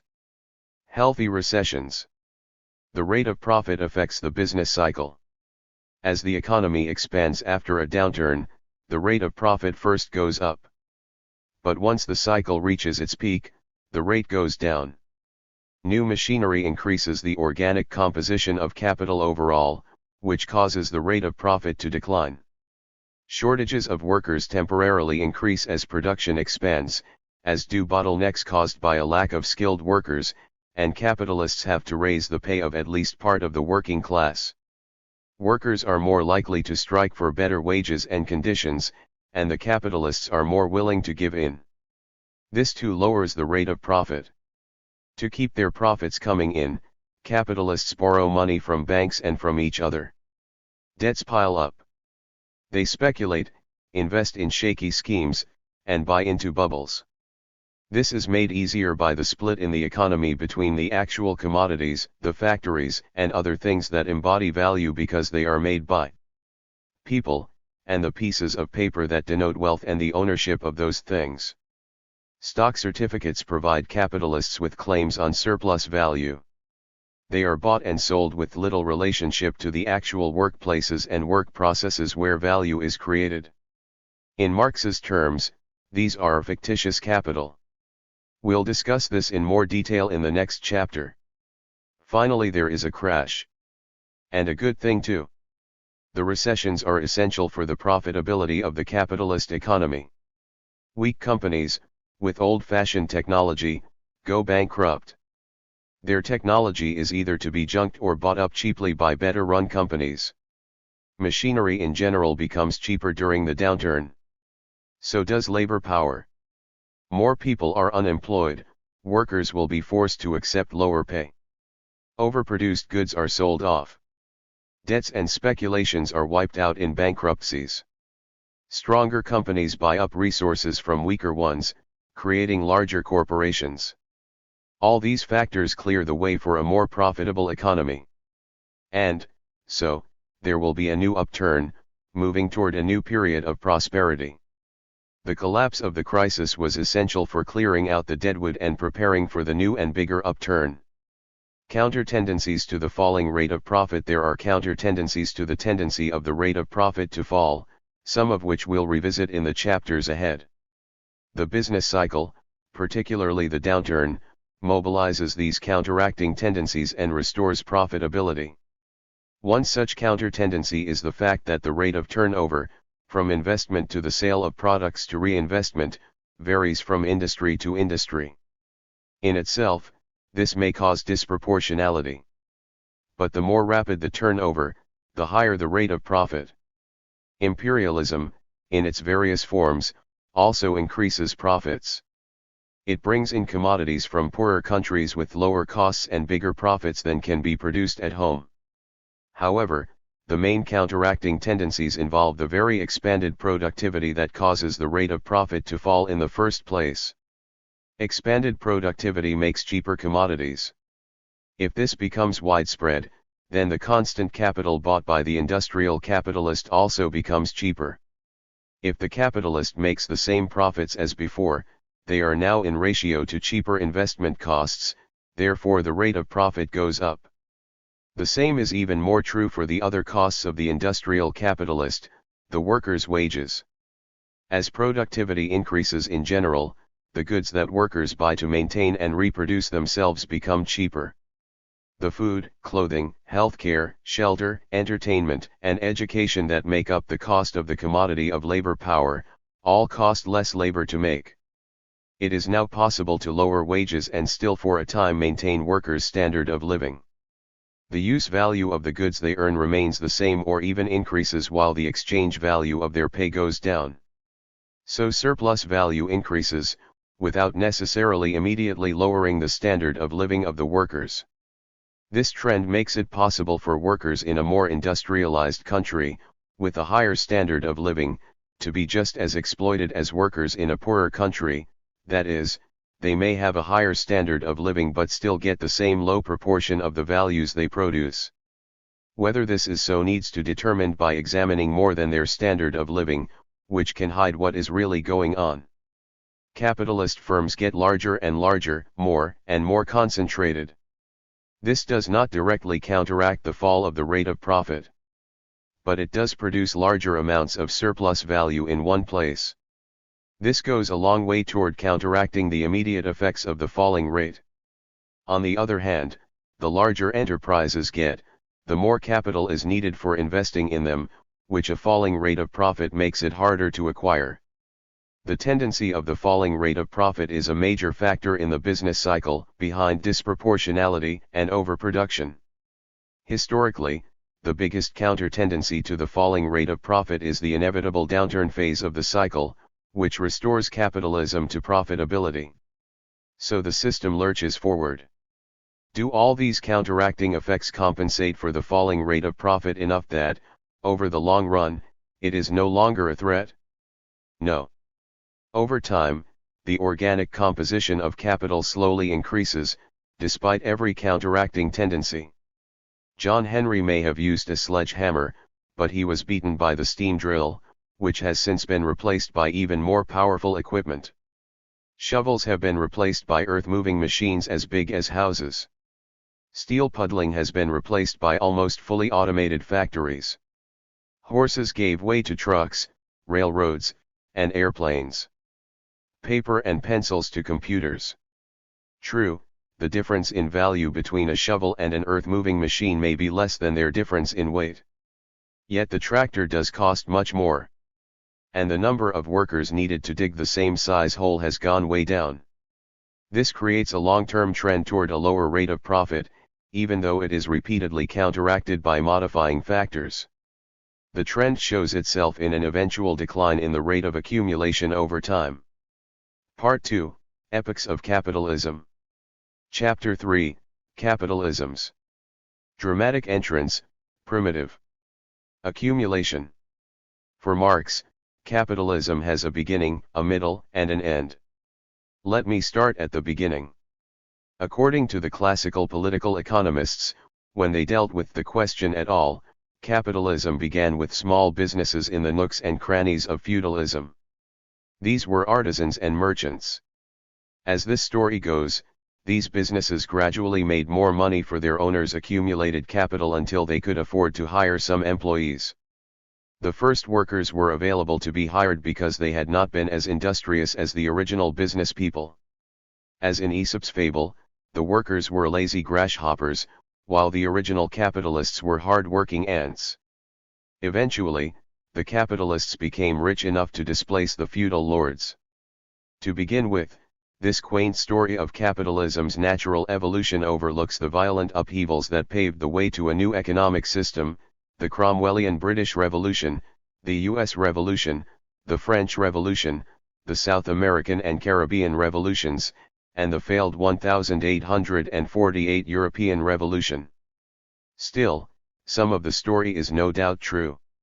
Some blacksmiths and artisans did build up their original capital, some merchants who carried goods between widely separated markets decided to directly invest in production here and there.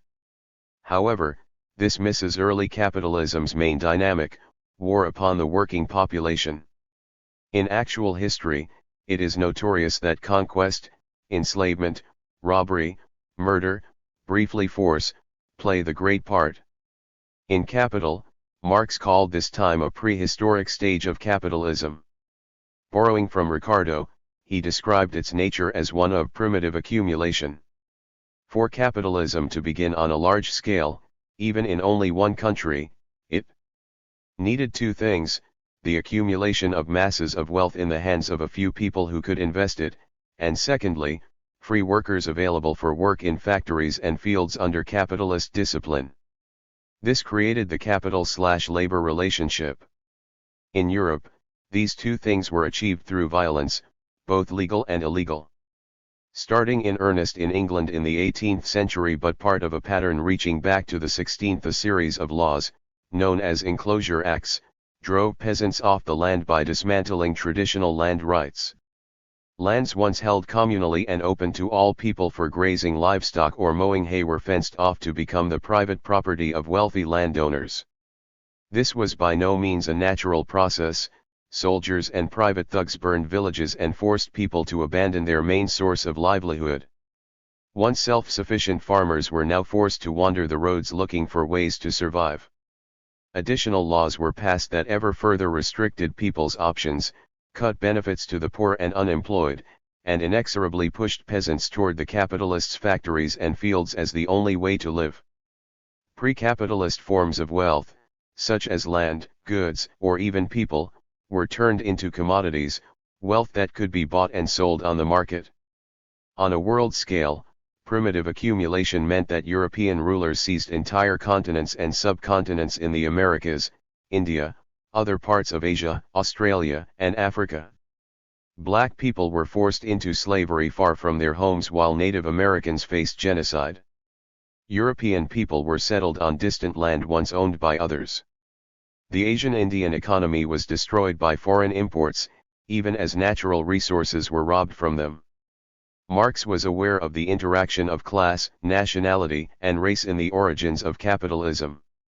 The discovery of gold and silver in America, the extirpation, enslavement, and entombment in mines of the aboriginal population, the beginning of the conquest and looting of the East Indies, the turning of Africa into a warren for the commercial hunting of black skins, signalized the rosy dawn of the era of capitalist production.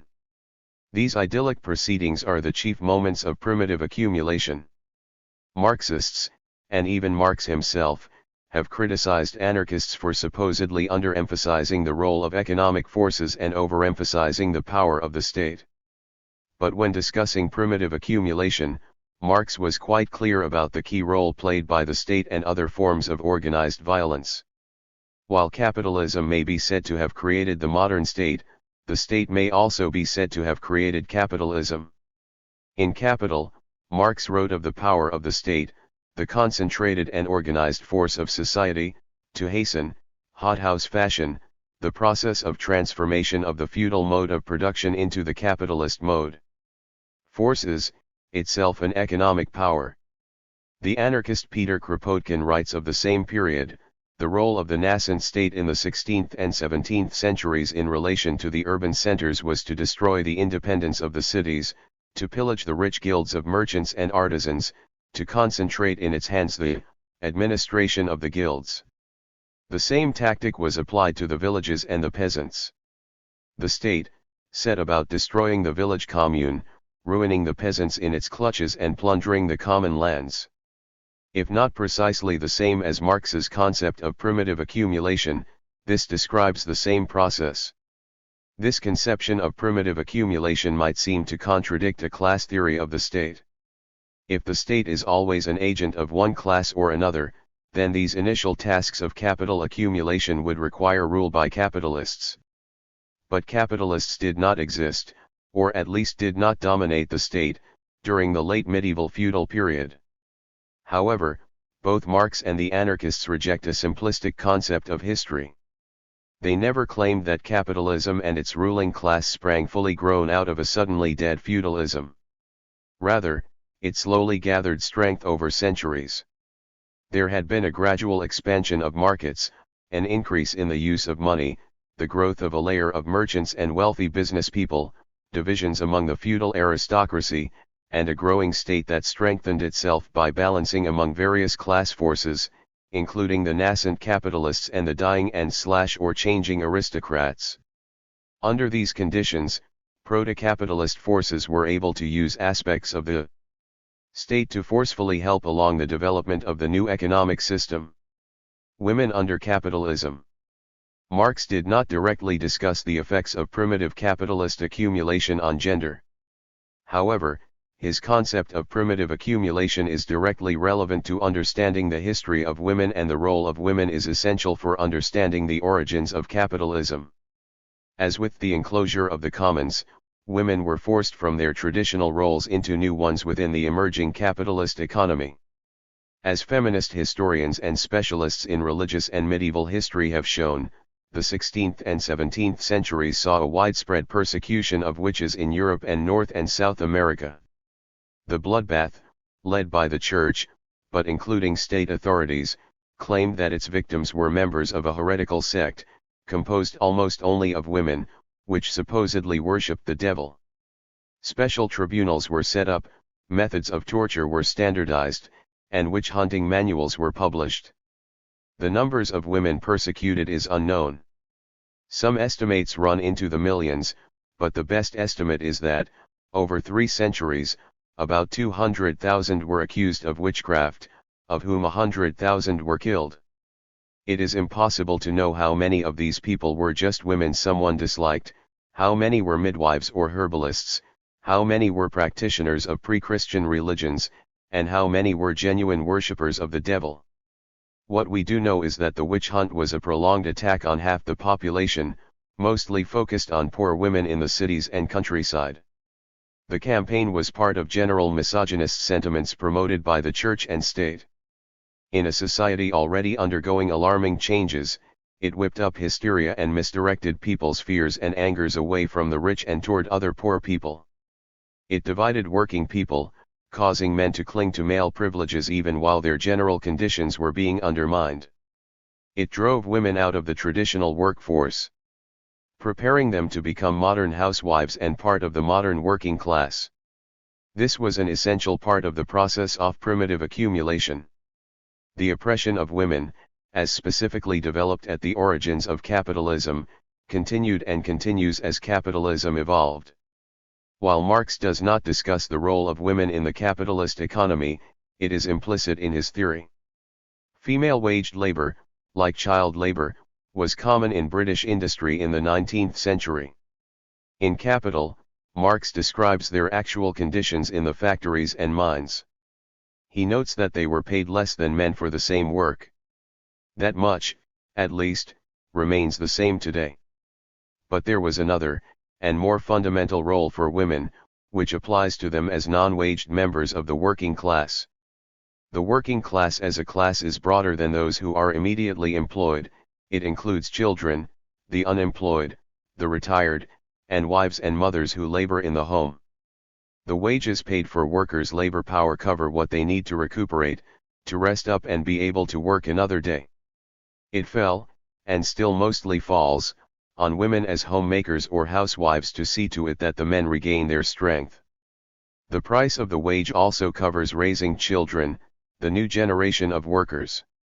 This work also falls on the women, as does much of the task of passing on the necessary social psychology to the children through the family.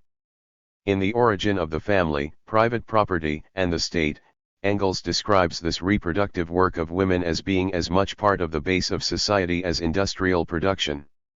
He suggests that class society itself grew out of the original oppression of women. In other words, while women at home do not directly and immediately create surplus value, they produce the necessary labor power of their husbands, children, and themselves, which is essential if surplus value is to be produced. The unwaged labor of women in the home is an essential part of the overall production of capitalist society. The oppression of women benefits men, but also specifically benefits the capitalist class in its drive to maintain and expand capitalist production. Women in upper-class families do not reproduce their family's labor power, since the bourgeoisie does not sell its labor power for production. But the haute bourgeois family is a center for maintaining and accumulating property, and wives play a key if subordinate role in holding the families together.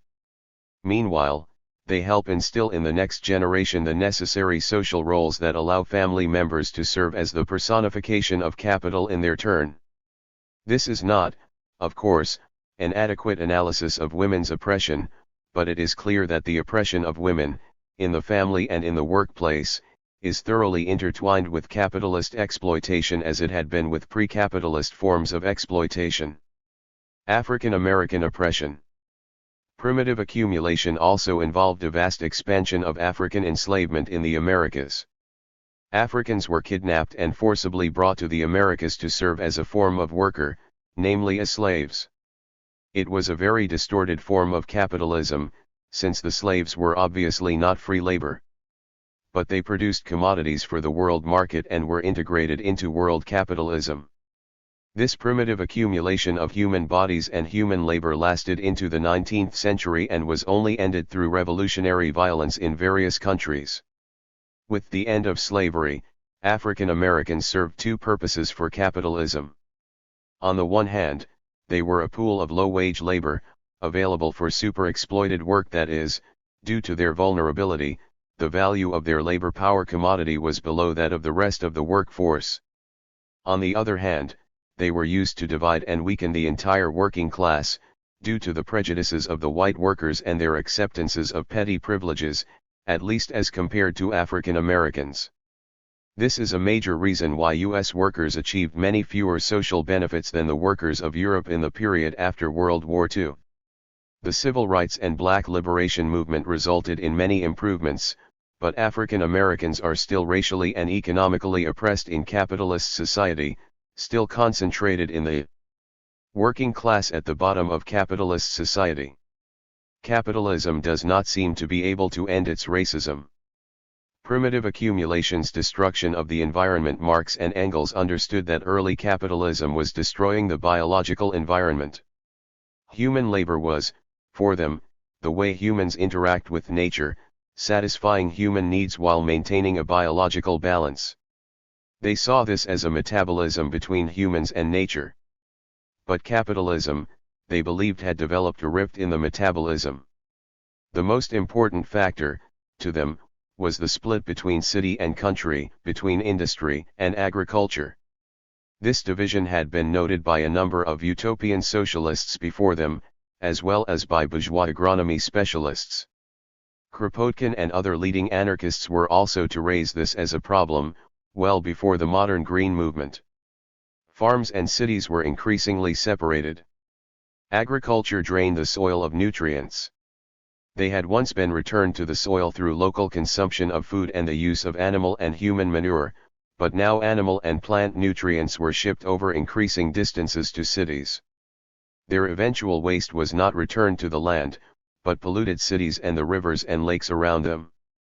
Meanwhile, waste products from production, coal dust, dyes, cotton dust, etc., polluted the air, the water, and the food of the city's inhabitants. Engels walked through Manchester, the centre of British industry, and noted the poor health of the working class, the filthy conditions they lived in, and the diseases that spread through their quarters. We have learned a great deal more since then about the ill effects that capitalist production has on the environment and on general health. But Marx and Engels saw it quite early. During the epoch of primitive accumulation, the capitalists were able to accumulate wealth by robbing the land of its nutrients and by not paying to keep their cities clean or their working classes healthy. These were not simply matters of indifference or ignorance, they were a way to accumulate riches, to increase values. The epochs of capitalism. Once it was established through violence and theft, capitalism continued, of course, to develop. In his Grundrisse, Marx essentially proposed three epochs of capitalism. As long as capital is weak, it still itself relies on the crutches of past modes of production.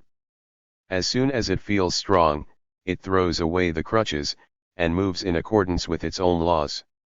As soon as it begins to sense itself as a barrier to development, it seeks refuge in forms which, by restricting free competition, seem to make the rule of capital more perfect, but are at the same time the heralds of its dissolution and of the dissolution of the mode of production resting on it. That is, in its earliest stage, capitalism is weak. It must rely on non-market forces to expand. It uses force, the state, religious hysteria, anti-women prejudices, robbery and slavery, and plunder of the natural environment. It brings non-European regions under the control of the proto-capitalist heartland.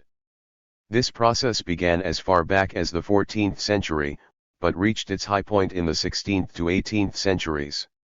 In the 19th century, capitalism took off, first in Britain and then as a world system. During the height of its well-being as a system, it relied mainly on market forces to batter down all obstacles to expansion. This was the apogee of capitalism, if a relatively short one. It was also the time when working class and socialist movements began to grow. It was when Marx wrote his books and was influential in the First International in which Bakunin started the anarchist movement and when the Paris Commune broke out. After this heyday comes the final epoch, capitalism's long decline, beginning in the early 20th century, when capitalism has reached its limits and its contradictions threaten to tear apart all society. I will discuss this in the next chapter. Marxist theorists have measured, interpreted, and subdivided capitalism's epochs in varying ways. However they do so, there generally are no sharp divisions among the epochs. They are just abstractions to help us conceptualize the history of capitalism. They overlap in their traits and tendencies.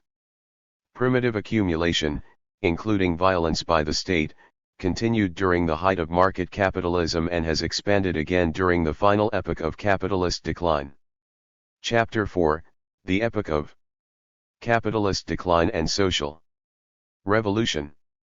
In his preface to his critique of political economy, Marx wrote, "At a certain stage of their development, the material productive forces of society come into conflict with the existing relations of production, or what is but a legal expression of the same thing with the property relations within which they have been at work hitherto.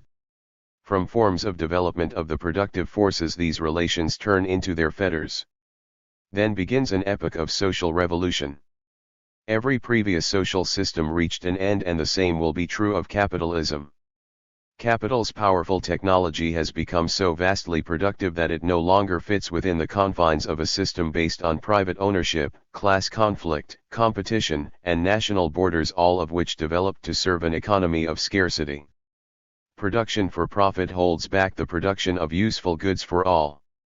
Capitalism becomes less competitive, it revives older methods of non-market, statist, support, it returns to primitive accumulation. This epoch has been called by many names by various Marxists, the epoch of capitalist decay, decline, or parasitism, the epoch of monopoly capitalism, state monopoly capitalism, imperialism, or finance capitalism, and sometimes simply late capitalism. It is, as Marx put it, an epoch of social revolution, or, as is sometimes asserted, of wars and revolutions. Of all the improvements in productivity, including automation, computers, and nanotechnology, the most significant invention that capitalism has created is the international working class itself. Before capitalism, there was no such class. It exists in concentrations in cities and in industries, working collectively and cooperatively. In Marx's view, this class, with its hands on the highly productive new technology, could lead all the oppressed to create a new society without classes, or states, or warfare, or ecological destruction. For over a century and a half, this modern working class has repeatedly, if intermittently, struggled, often under the banner of various sorts of socialisms, to overthrow capitalism. Marx and Engels did not live to see the actual epoch of capitalist decline. but various Marxist theorists analyzed it, including Hilferding, Lenin, Bukharin, Trotsky, and Luxemburg. All of them had important insights, although only Rosa Luxemburg was influential in the development of libertarian democratic Marxist trends.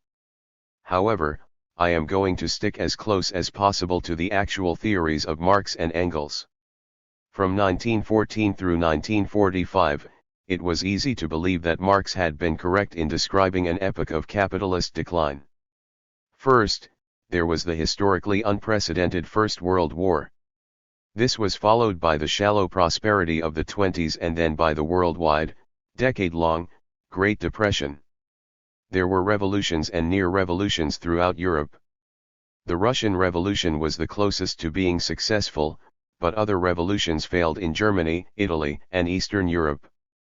There were major labor struggles in Europe and in the United States, as well as national rebellions in China and elsewhere. Eventually, all the revolutionary struggles were defeated and replaced by totalitarian regimes. In the Soviet Union, Stalinism wiped out the last remnants of the Russian Revolution. Fascism came to power in Italy, Germany, Spain, and other countries. Even slavery was revived, as a state measure, under Nazism and Stalinism. This initial phase of the epoch of decline culminated in the destructiveness of World War II. Monopoly capitalism. What was the underlying nature of this phase of the epoch? Political economists took for granted the continuing reality of a competitive capitalism, where a large number of firms competed in a market and settled on the prices and rate of profit that the market enforced. Marx was one of the first to point out the drive of capitalist enterprises to grow larger and larger. He foresaw the growth of gigantic corporations due to concentration and centralization. Concentration is the ever-increasing scale of accumulation of capital, into larger and larger firms. Centralization is the merger of separate capitals, either by amicable unions or by hostile takeovers of one by another. This splitting up of the total social capital into many individual capitals or the repulsion of its fractions one from another, is counteracted by their attraction. This last does not mean that simple concentration of the means of production and of the command over labor, which is identical with accumulation. It is concentration of capitals already formed, destruction of their individual independence, expropriation of capitalist by capitalist, transformation of many small into few large capitals. This is centralization proper, as distinct from accumulation and concentration. This has clearly come to pass. As one example, Francis Moore Lapp writes, just 4 companies control at least 3/4 of the international grain trade, and in the United States, by 2000, just 10 corporations with boards totaling only 138 people had come to account for half of U.S. food and beverage sales. Even 150 years ago, Marx could see that the trend was toward the merger of all of a country's capital into a single entity, which would lay the basis for state capitalism. This limit would not be reached in any particular society until the entire social capital would be united, either in the hands of one single capitalist, or in those of one single corporation. At the same time, this tendency is, as usual, complicated by counteracting forces. Mergers may not be consistent with technical needs. In that case, giant capitals tend to break up into smaller ones, due to internal competitive forces, as different sub-businesses struggle to grow faster than the other sections, the repulsion of its fractions one from another. Nor does the growth of huge firms end competition. Huge enterprises still compete with each other. Even monopolies compete with other monopolies. Giant firms often find it useful to use smaller firms, for instance, in the way auto producers distribute through dealerships. New inventions arise that can force their way into the political economy. And there are international firms. For decades no new U.S. firm could break into the domination of the auto industry by GM, Ford, and Chrysler. Then, giant automakers from Japan, Korea, and Germany were able to successfully compete with the former Big Three. However, overall, and over time, the trend is toward increasing consolidation. This trajectory is what Lenin and others called monopoly capitalism, though oligopoly capitalism might be a better name. Even if a small number of firms dominates a field, these semi-monopolies distort the forces of the market in a monopolistic manner. This includes distortion of the law of value. Nonetheless, distorted markets are still markets, distorted value relations are still value relations. Though it might seem strange to us today, Marx saw the growth of centralized big business as a mostly progressive development. He knew that it caused great suffering for the workers, but he also believed that it was building the technical and material basis for socialism, the end of classes and poverty. We anarchists, on the other hand, historically had a more critical attitude toward the growth of big business. While agreeing that it might help lead to a cooperative, non-profit, system of production, anarchists also understand that only some economic centralization is the result of more efficient technological methods of production. Firms also merge solely for financial reasons, or in order to increase their power over workers, or to have better access to markets. In a certain sense, the very process of monopolization itself can lead to less efficient outcomes by causing over-centralization, which interferes with production and distribution, and that holds back innovation. This view is consistent with an analysis of an epoch of capitalist decline. It is also consistent with the anarchists' goal of a socialized and cooperative economy within a radically democratic and decentralized federalism. Effects of oligopoly on the capitalists. Some claim that Marx predicted that the growth of concentrated capital would erase the middle layers between the stock-owning bourgeoisie and the working class. This is not true. Marx did expect that small business people, independent professionals, and small farmers would decline in numbers with the growth of big business. But he also predicted that huge firms would require splits between the ownership of capital and the job of managing the firm. An industrial army of workmen, under the command of a capitalist, requires, like a real army, officers and sergeants. The work of supervision becomes their established and exclusive function. This results in the development of a numerous class of industrial and commercial managers. As capitalist enterprises expand, the capitalists themselves become superfluous, at least to the productive aspects. The managers manage. The capitalists invest in the stock market. This new layer of managers and supervisors has basically two tasks. One is the technical coordination of the various tasks taking place. This is something that would have to be done in any economic system. Under socialist democracy, it might be done collectively by workers meeting to plan their work, or the workers might elect a coordinator, or they might take turns at the job. To the extent that capitalist managers do necessary technical work, they are part of the collective labor that produces the commodities. On the other hand, they are agents of the capitalists and personifications of capital. Their job is to drive the wage slaves to their labors and make sure the workers do not goof off. Supervisors may have interests that clash with the capitalist owners, but workers tend to see them as part of the class enemy. For Marx, the replacement of family-owned and managed firms by ever larger stock companies points to the end of capitalism, its last phase. This is the abolition of the capitalist mode of production within the capitalist mode of production itself. It establishes a monopoly in certain spheres and therefore requires state interference. It reproduces a new financial aristocracy, a new variety of parasites, a whole system of swindling and cheating by means of corporation promotion, stock issuance, and stock speculation. He thought that the growth of monopolies would result in more state involvement in the economy as well as the growth of finance and speculation. He was right. Effects of oligopoly on the working class. Another frequent misinterpretation of Marx involves his supposed theory of immiseration, the idea that the growth of big business would directly result in increasing poverty among the working class. This is a misrepresentation of his general law of capitalist accumulation. Remember, all of Marx's laws are tendencies, which work their effects in the face of counteracting tendencies. He did not think that all workers would be automatically driven to extreme poverty. He knew that they could be relatively well paid, while still being exploited, and he expected that workers would earn more during periods of prosperity in the business cycle. Capitalists constantly push down on workers' standard of living and the workers push back. For a period, this evolves into a relatively stable value of the commodity labor power. But the capitalists will continue to press the workers, especially when profit rates decline and when the bosses feel stronger due to increased centralization. Increased productivity permits the capitalists to preserve or even lower the value of what they pay the workers, while maintaining their standard of living as judged by use values. This lasts until the crisis gets so bad, the profit rate gets so low, that the capitalists have to attack the workers and drastically cut their wages.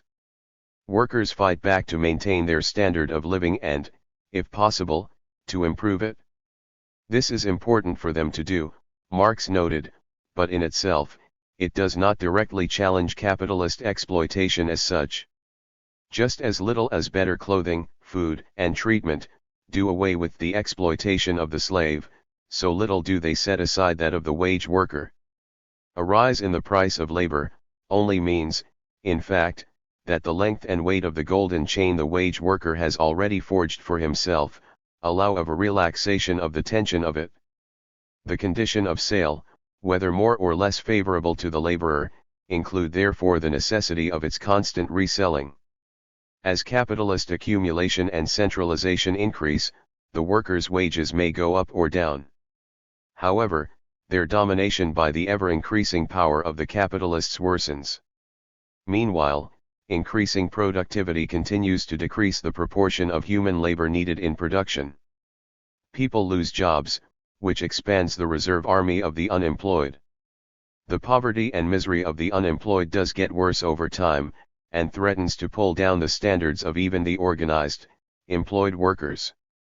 In proportion as capital accumulates, the lot of the laborer, be his payment high or low, must grow worse. This law rivets the laborer to capital. Oligopoly and the rate of profit. How does oligopoly or even complete unification in the form of state capitalism affect the tendency of the rate of profit to fall? Clearly, productivity continues to increase, which raises the organic composition of capital, which should decrease the rate of profit. But does it? Monopoly and oligopoly interfere with the average rate of profit. Giant firms can raise their prices, without worrying that other capitalists will invest in their field and bring them back down. Because of their monopoly position, they can keep out other possible competitors, which is what makes their position a monopoly in the first place. Their monopoly position may be due to ownership of patents or to their huge size. It takes a great deal of capital to break into many U.S. industries, which is why it often takes large foreign companies to do it. So, the giant firms may get and keep a disproportionate amount of the surplus value produced in society. Which means that the weaker, smaller firms are getting proportionately less. However, this does not change the total amount of surplus value produced by society's collective body of workers. Concentrated and centralized big businesses also produce large amounts of surplus in one place. While the rate of profit may not be high, the lump sum of any one corporation might be quite large. This does not change the actual rate of profit, but it does change the effects of the declining rate of profit. A large, concentrated sum of money can be used for further investment in a way that the same sum of money, scattered around in small firms, cannot. Large firms may also increase profits through economies of scale in production. However, as anarchists and other decentralists have argued, there are also diseconomies of scale that are rarely looked at. For example, a centralized factory that produces all the widgets in the world may produce them much cheaper than would local widget-making workshops. But the factory would have to import raw materials, machinery, and workers from great distances, and then to ship the finished widgets great distances. This creates costs that local production would not have. These diseconomies of scale can become a factor in the splitting up of over-large monopolies. Whether the costs of distribution balance the advantages of centralized production has to be determined empirically, but rarely is. In the 1930s, the decentralist Ralph Borsodi calculated that 2/3 of goods were made more cheaply locally, with small machines, than on a national scale. Of course, technology has changed a great deal since then, and he did not calculate for regional production, but his findings remain telling. Monopolies and semi-monopolies are also, as mentioned, under less competitive pressure and therefore may be less inventive and productive. Monopolies tend to stagnate. On the one hand, this produces less surplus value. On the other hand, slowing growth in productivity also slows the growth of the organic composition of capital and therefore of the fall in the rate of profit. How this balances out is another empirical matter. But in the long run, the fall in the rate of profit cannot really be counteracted by the effects of stagnation. However, the most important consequence of the growth of large, concentrated firms for profit rates is its effect on the business cycle. If a cycle goes all the way through to the final crash, the crash will be very bad indeed under oligopolistic capitalism. Huge businesses have huge falls. They owe huge debts to other companies and to the banks. They employ large numbers of workers. They buy and sell from each other and from many smaller firms. Their boards of directors overlap. So if any of them fall, the effect on the whole of the economy is enormous. The problem of getting an oligopolistic economy back up on its feet is also enormous. While classical bourgeois economists claim that an economic slump will always cure itself, Keynes argued that this was no longer automatically true. In the age of monopolies, he was right. The Great Depression lasted for 10 years, and almost 20% of the US workforce was still unemployed when a world war finally ended it. That is why the capitalist class and its economists and politicians are determined not to let another Great Depression happen. The corporations and banks are just too big to fail, or rather, too big to be allowed to fail. Governments and central banks will do all they can to prevent another depression. The usual methods are economic stimuli and subsidies, tax cuts, and monetary maneuvers that decrease interest rates. Assuming these methods work, at least for a while, they may not completely banish the business cycle and its crashes, but they may modulate them, make them less disastrous. However, this has an unintended consequence. Smaller downturns cannot perform their historical task of cleaning up the capitalist economy. Without big crashes, inefficient businesses may not go bankrupt, inefficient parts of monopolistic combinations may stay in business, neither the costs of materials nor wage levels will decline as much, debts will not be written off but will continue to accumulate. If the costs of doing business do not decline, the rate of profit does not get a boost to counteract its tendency to fall. The shallowness of the business cycle in the 1950s cycle that bourgeois economists were so proud of was preparing the way for greater disasters. Not so primitive accumulation. Increasing wealth by non-market, or at least non-value producing, methods never stopped, even at the height of capitalist development. Now, it has returned with a vengeance. Since it is no longer primitive or primary, theorists sometimes use other terms. David Harvey prefers accumulation by dispossession, for example. Whatever we call them, these new forms of accumulation all involve the theft of things that were once common property, someone else's property, or that had never previously been considered property at all. It turns all sorts of previously unsaleable, unmarketable, things into commodities. This includes privatization of public industries, privatization of natural resources, the whole process of denationalization of the former communist countries, the stripping of assets from weaker corporations, efforts to patent genetic material, continuing efforts to drive people off the land in China and elsewhere, and much more. Taken as a whole, the ruling class acts like the capitalist management of a global firm that sells its commodities for the equivalent of variable capital, constant capital, and the average profit. Prudent management would dictate that, after selling its commodities, it should put aside money from the equivalent of the constant capital to eventually pay for new machinery and buildings when the old ones wear out. But it does not. It makes its bottom line look healthier by counting the value that should have gone toward replacing constant capital as part of its profit. Or it uses some of the constant capital value to buy off the workers with higher pay. The day will come when its machinery will wear out. Then this seemingly prosperous firm will fail because it cannot replace the machines. It will have to dig even deeper to come up with new sources of profit. The looting of nature is one crucial result of this short-sightedness. Constant capital is not just machines, it includes raw materials as well. In a global economy based mostly on non-renewable resources, the bourgeoisie also should have been putting aside wealth to prepare for a transition from oil, coal, and natural gas to renewable energy. It should have been paying to clean up the environment and preventing global warming. Instead, it has been counting its wealth as profit and buying off a layer of the working class with a standard of living decent enough to obscure the looming catastrophe. Our whole civilization is built on carbon-based fuels. Not only our transportation system, but also our food, which relies on artificial fertilizer and artificial pesticides made from oil. And there are all the things we use made from plastics and artificial fibers. These are limited, non-renewable, raw materials that sooner or later will run out, and in the meantime, they get harder and harder to extract. They pollute our foods, our land, our air, and our water. They are causing global warming. And the drive to accumulate leads capitalists to make matters worse every day. The world's forests are being destroyed. The oceans are being overfished to extinction. Other species are being wiped out. Capitalism treats the world as though it were an inexhaustible mine. Marx and Engels did not foresee all this, they expected a socialist revolution well before humanity got this close to the edge.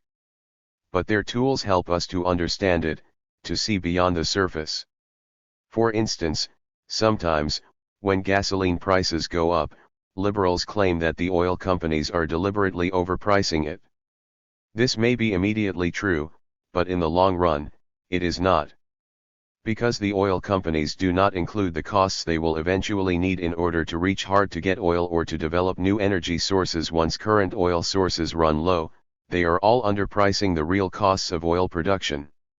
When conservatives claim that changing to renewable energy and an ecologically sustainable economy would be difficult and expensive, they are absolutely correct. Imperialism, the stolen wealth of nations. For reasons known only to himself, Lenin gave the name imperialism to the epoch of late capitalism. Of course, imperialism goes back at least to the Roman and Chinese empires, and capitalist. Imperialism begins with the very foundations of capitalism, with the British, Spanish, and French empires, among others. Marx wrote a fair amount about the imperialism of his time in his political writings and anthropological notebooks, especially about the British rule over India, China, and Ireland, the Dutch rule over Indonesia, the Russian rule over Poland, and the French attempt to conquer Mexico. But he did not write much about its economics. In a more general sense, he saw foreign trade by the industrializing capitalist countries of Western Europe as an essential background to their development. Driven by the need to make profits, the original industrial capitalist regimes went abroad to exploit the labor force, the raw materials, and the consumer markets of poorer nations. In the Communist Manifesto, Marx declares of the bourgeoisie, the cheap prices of its commodities are the heavy artillery with which it batters down all Chinese walls. It compels all nations, on pain of extinction, to adopt the bourgeois mode of production.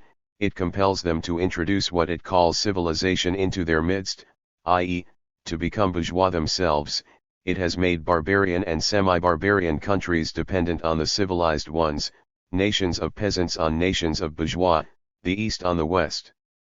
Capital in the developed countries would take advantage of cheaper labor and the higher levels of exploitation in the poor nations. Such directly capitalist methods have always been tied up with primitive accumulation, the looting of local peoples of their wealth by force and fraud. Although formal colonialism is mostly over, the looting continues, through investments, high-interest loans to governments, unequal trade, control over international patents, etc. In light of all this, Marx's attitude toward early capitalist imperialism was ambivalent. On one hand, he saw it as laying the basis for industrialization and modernization in the poorer nations, a way to break them out of what he saw as the stagnation of pre-capitalist societies. Yet he was aware of the suffering that capitalist imperialism caused among ordinary people, the destruction of traditional ways of life. He was sympathetic to anti-imperialist rebellions, as in India, China, and Mexico. While some of what he wrote seems to imply that every nation must necessarily pass through a capitalist stage before achieving socialism, he later qualified this by claiming that a pre-capitalist society could skip that stage provided that it was helped by proletarian revolutions in the industrialized countries. Today it is clear that once capitalism reaches its epoch of decay, imperialism is a completely reactionary phenomena. There are various contemporary Marxist theories of imperialism, which I will not review here. Suffice it to say that the giant oligopolies of the rich countries dominate the world market, driven by the need to make profits and accumulate value. As such, they also dominate the poorer, oppressed countries, in order to drain them of their wealth. To maintain their power, the capitalists of the imperialist nations can use the military forces of their national states to threaten, bomb, and even invade or occupy the weaker countries. Implicitly, they also use them to warn off rival imperialist states. This is most true for the rulers of the United States. Competition among imperial states has meant repeated wars throughout the history of capitalism. They have developed weapons of such awesome power that they could wipe out civilization and perhaps exterminate life on Earth. The alleged deterrent power of these nuclear and biological weapons did not prevent many smaller wars by the imperialists against oppressed nations.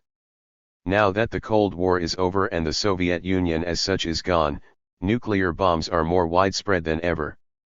They are under the control of more, often unstable, governments, as well as the increasingly desperate imperialist states, an extremely dangerous situation for human survival.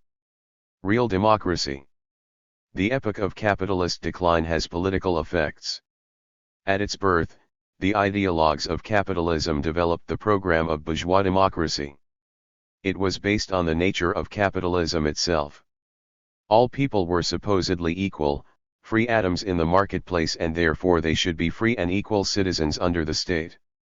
When buying and selling in the market, people's race, religion, gender, family background, country of origin, etc. do not matter, all that matters is how much money they have.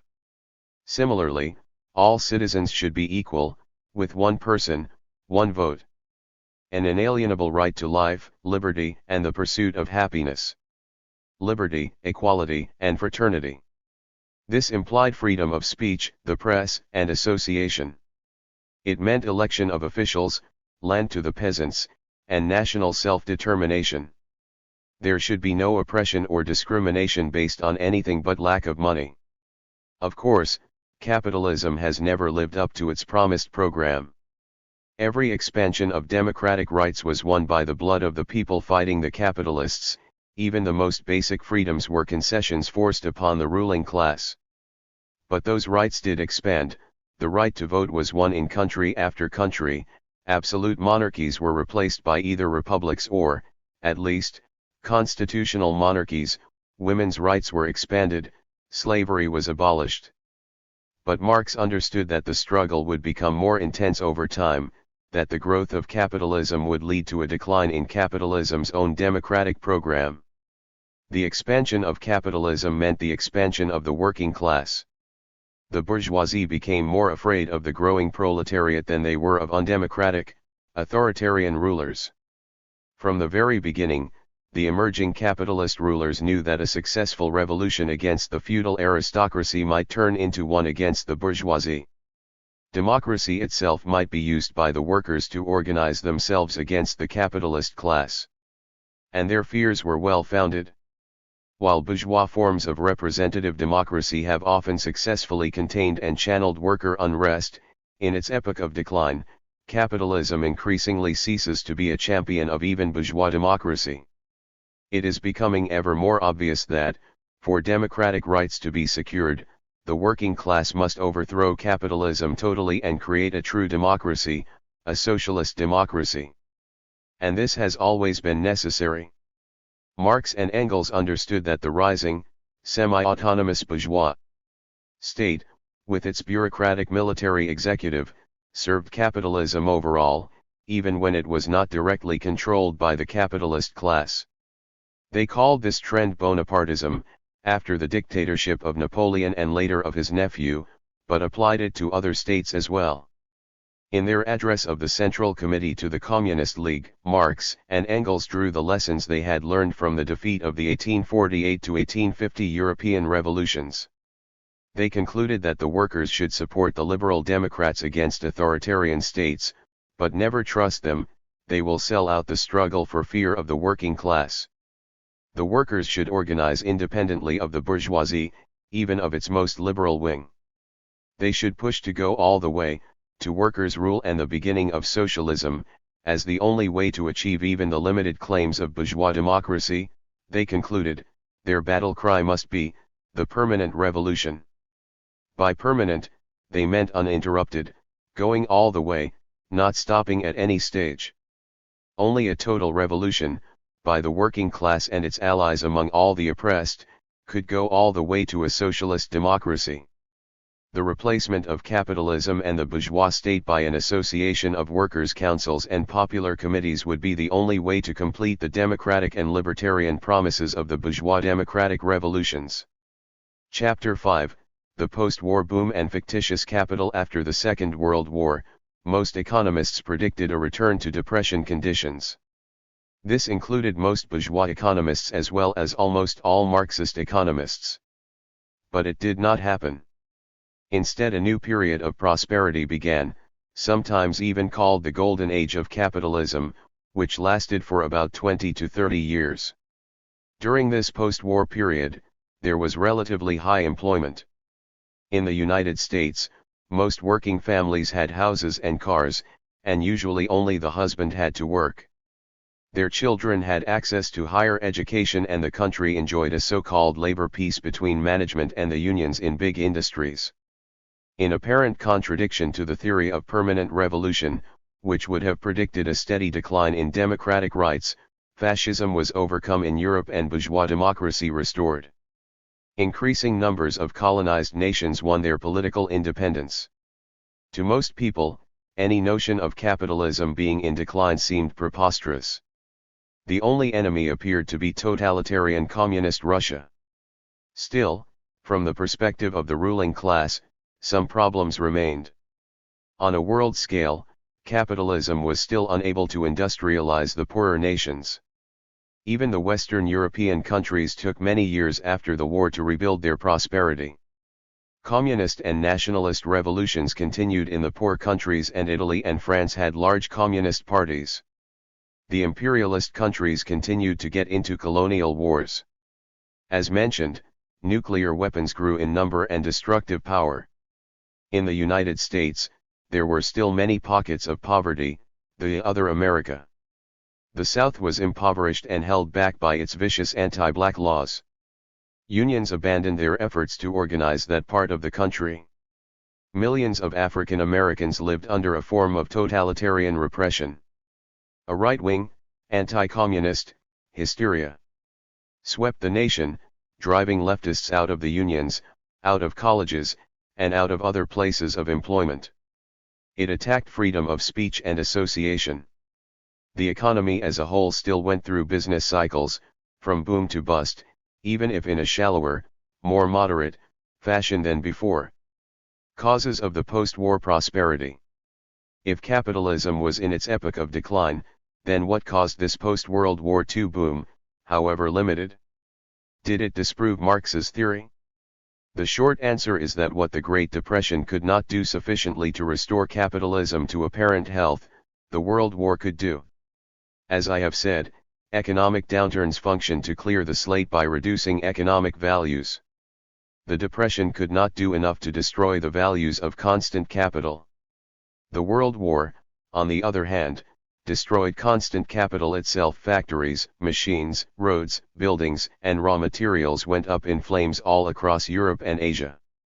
This meant they could be rebuilt after the war with the most modern, productive, Technology. Similarly, the value of variable capital, the commodity labor power, went down with the massacres and social destruction of the war around the world. It took decades for the educated and skilled workers of Europe to regain their pre-World War I standard of living.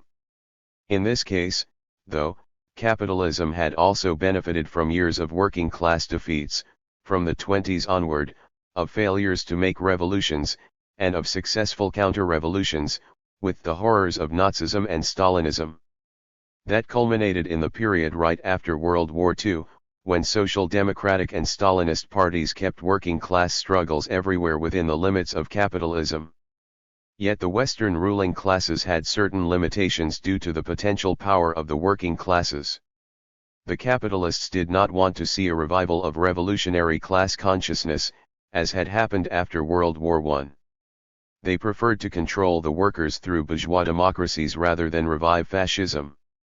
There were large unions in Europe, and a third of the US private sector workers were in unions. Since they could not simply crush the workers again, as in fascism, the Western capitalists permitted a rise in the standard of living for the workers and increased social benefits for the time being.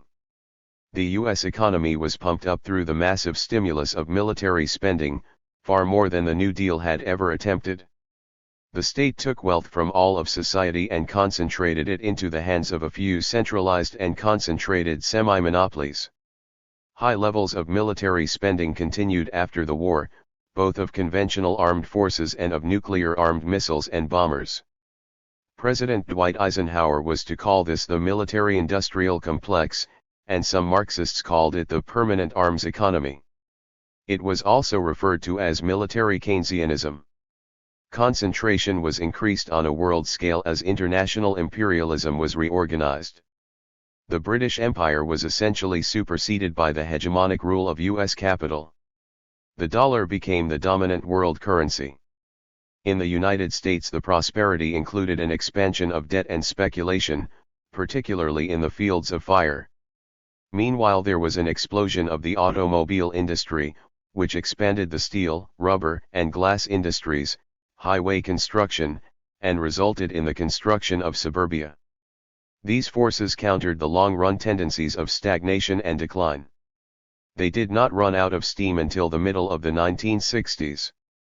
From 1970 to the mid-70s, the world capitalist economy began to slide downhill again, deeper into stagnation. A new attack on the working class became necessary. The limits of the post-war boom.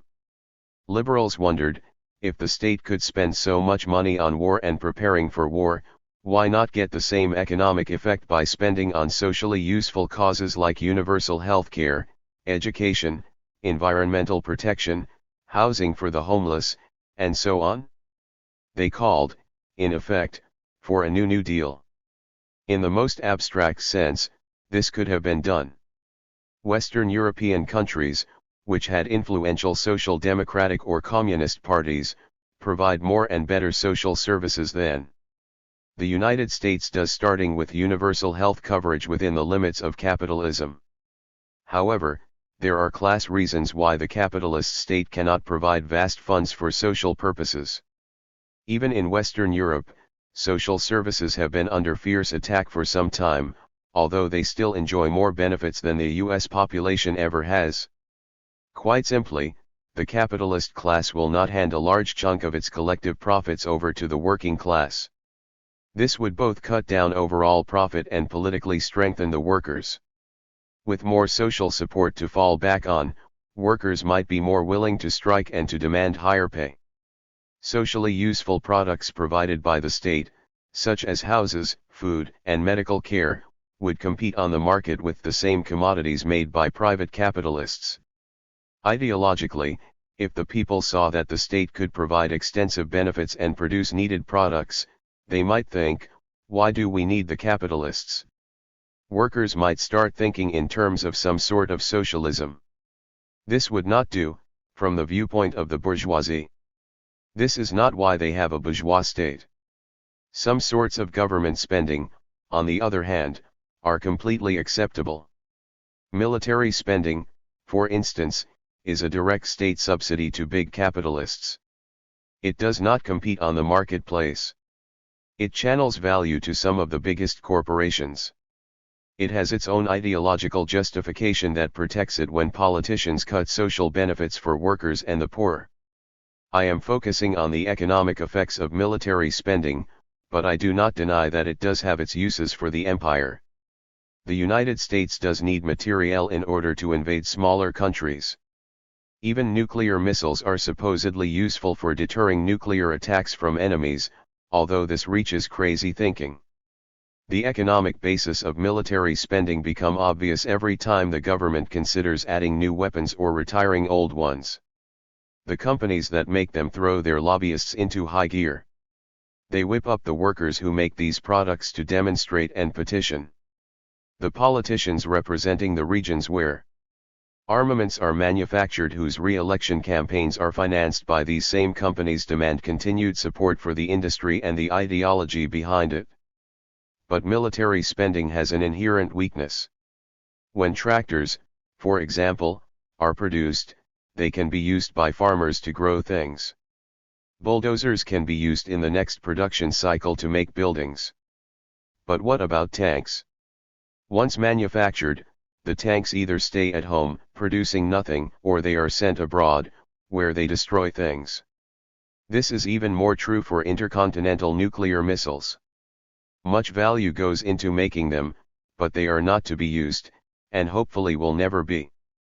Whatever its political or military significance, military spending is economically the same as paying capitalists to hire workers to dig big holes and fill them in again. Suppose the government decides to make some missiles. It has a fund of money, some from taxes and most from borrowing. It pays a capitalist firm to make them. The firm buys necessary material, such as steel and machines. The firm hires workers to make the missiles. At the end of this process, the government has gone deeper into debt, but the buyers of the government bonds count themselves as having new wealth. The firm has profits that it pays out to its stockholders and or saves for further investment. The workers have their wages, which they spend on consumer goods, healthcare, and sending their children to college. But while all this paper has increased and continues to circulate, there are no new products on the market. Marx called this circulating paper wealth fictitious value, or, when used as capital, fictitious capital. It is sick enough to think of an economic system that sustains itself by preparing for mass nuclear death. It is even sicker to have an economy that sustains itself by effectively producing nothing. This is the epoch of capitalist decay. Fictitious capital. What are those treasury bonds exactly? They are past loans to the state, loans made by the people, companies, or governments who purchase the bonds. The government quickly spends that money, it is quite literally no longer there. So what the bondholders own, according to Marx, are paper duplicates of consumed capital that entitle them to a portion of future tax revenue. While real capital exists in the form of actual commodities, machines, and the like, fictitious capital exists only as an idea, a promise. Arms production and other forms of public expenditure are not the only way to create fictitious capital. When housing prices rise in a housing bubble, despite the fact that no new wealth has been created, this is fictitious capital. When oil is produced and revenue is not set aside for the future to pay for reaching hard to get oil, the profit claimed is fictitious capital. Rent of land that has not been improved by human labor is fictitious capital. Wealth created by primary accumulation is fictitious capital. Speculation on stocks and bonds, with increasingly remote relations to the real economy they supposedly represent, is fictitious capital. Complex financial instruments, so complex that even those who design them have difficulty understanding what they really measure, are fictitious capital. As Marx describes it, titles of ownership to public works, railways, mines, etc., are titles to real capital. But they do not place this capital at one's disposal. It is not subject to withdrawal. They merely convey legal claims to a portion of the surplus value to be produced by it. But these titles likewise become paper duplicates of the real capital, it is as though a bill of lading were to acquire a value separate from the cargo, both concomitantly and simultaneously with it. They come to nominally represent non-existent capital. For the real capital exists side by side with them and does not change hands as a result of the transfer of these duplicates from one person to another. The result is an incoherent mess that masks what is really going on in the economy. Everything here appears distorted, since in this paper world, the real price and its real basis appear nowhere, but only bullion, metal coin, notes, bill of exchange, securities. The entire process becomes incomprehensible. During times of prosperity, people take for granted that the paper wealth represents real wealth and can be turned into real wealth whenever needed.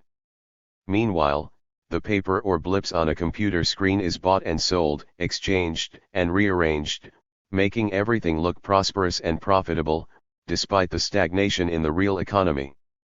In fact, when the profit rates of the real economy stagnate or decline, there is more pressure to make money by investing in ever more fictitious capital in the form of loans and exotic derivatives. Eventually, the entire economy becomes financialized.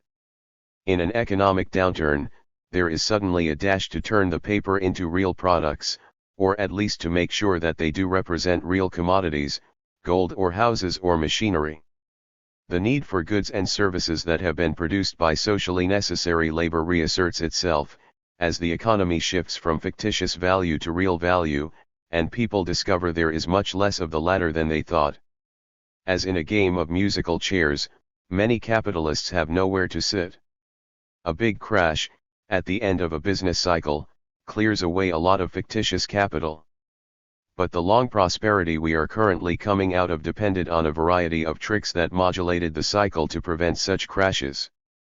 Therefore, the amount of fictitious capital of debt and financial speculative instruments has grown to mountainous proportions, in both governmental and private forms. The pressure on the system simultaneously grows for a real, big crash to restabilize the system. Unproductive consumption. Marx divided the productive economy roughly into what he called Department I and Department II. Department II provides for the working class, which need food, housing, healthcare, and entertainment in order to re-enter the cycle of production, that is, to go to work the next day. Capitalists also consume commodities, of course. However, their gourmet meals, mansions, and yachts are luxuries. They do not re-enter the cycle of production, because capitalists are not necessary for production. Marx treated their consumption as a sliver of Department II, as unproductive consumption. Productive consumption uses up goods in the process of producing surplus value, while the capitalist's unproductive consumption of luxuries is paid for entirely out of the capitalist's revenue, using up surplus value, not creating it. The middle layers of society, managers, supervisors, bureaucrats, mostly work for the capitalists and are paid out of already existing value. They do not create new surplus value. Arms spending and similar forms of wasteful production have exponentially expanded this luxury production. Government arms production, fictitious capital, new forms of primitive accumulation, and financialization kept capitalism going after World War II. The apparent prosperity lasted for about 30 years. It has been downhill since then, and it is getting worse. The underlying tendencies of the epoch of capitalist decay are reasserting themselves. That is what we are now living through and will continue to live through, I believe, until there is either a collapse of civilization or a working class-led revolution. Understanding the post-war boom in general is no substitute for an analysis of the current economic crisis. Nor can it precisely predict the future, on any set schedule. It does, however, show that the period of apparent prosperity does not contradict Marx's concept of the epoch of capitalist decay, and that his concept of fictitious capital is important for understanding the world today. Chapter 6, State Capitalism. As we have seen, Marx described a tendency of capitalism to develop, despite all counteracting tendencies, larger and larger firms. The trends toward centralization and concentration were due to accumulation, competition, the class struggle, and the use of credit and fictitious capital, among other factors. Monopolization and the giant firms it required caused increasing intervention by the state in the economy. The overall trend, Marx noted, was toward a single, merged, firm, though he did not say whether he expected this trend to ever be completed. Even a single national firm, however, would still be capitalist. It would compete with other giant firms and, as Marx suggests, where the state itself is a capitalist producer, as in the exploitation of mines, forests, etc., its product is a commodity and hence possesses the specific character of every other commodity. Engels's concept of state capitalism. Marx's close friend and collaborator, Friedrich Engels, further elaborated this idea of a trend toward a unified, state-run, capitalism. Engels was especially impressed by the rise of trusts, business entities by which all the companies in an industry, on a national or international level, agreed to divide up a market and set prices. In fact though, since trusts were based on distinct companies that got stronger or weaker over time, they tended to eventually break up. They did not have the staying power of today's multinational corporations. This led Engels to imagine another possible conclusion for the trend. The official representative of capitalist society, the state, will ultimately have to undertake the direction of production, the transformation of the great establishments for production and distribution into joint stock companies, trusts, and state property show how unnecessary the bourgeoisie are. All the social functions of the capitalist are now performed by salaried employees. The capitalist has no further social function than that of pocketing dividends, tearing off coupons, and gambling on the stock exchange. But the transformation, either into joint stock companies and trusts, or into state ownership, does not do away with the capitalistic nature of the productive forces. The modern state, no matter what its form, is essentially a capitalist machine, the state of the capitalists, the ideal personification of the total national capital. The more it proceeds to the taking over the productive forces, the more does it actually become the national capitalist, the more citizens does it exploit. The workers remain wage workers, proletarians. The capitalist relation is not done away with. It is rather brought to a head. But brought to a head, it topples over. Engels was saying that the logical endpoint of corporations, trusts, and monopolies, is state capitalism, although he never actually uses the term. Like Marx, he also never said whether he expected this to actually happen or was just describing a tendency. As he described state capitalism, the economy is managed by salaried employees, bureaucrats, officials, and managers. They are the state and as such the personification of capital. That is, they would exploit the workers in a capitalist fashion. He expected that the bourgeoisie would continue to exist, living as stock-owning parasites, but not actually managing anything. By contrast, Bakunin predicted that a completely state-run economy would develop a new ruling class from better-paid workers and socialist intellectuals. In their writing on the Asiatic mode of production and other aspects of pre-capitalist society, Marx and Engels discussed societies where the means of production, especially land, had been owned by the state and collectively ruled by bureaucratic classes. They did not, however, make any connection between this and capitalist statification. This may have been because they felt that these societies were virtually stagnant, lacking any real drive to accumulate, and thus had little in common with capitalism.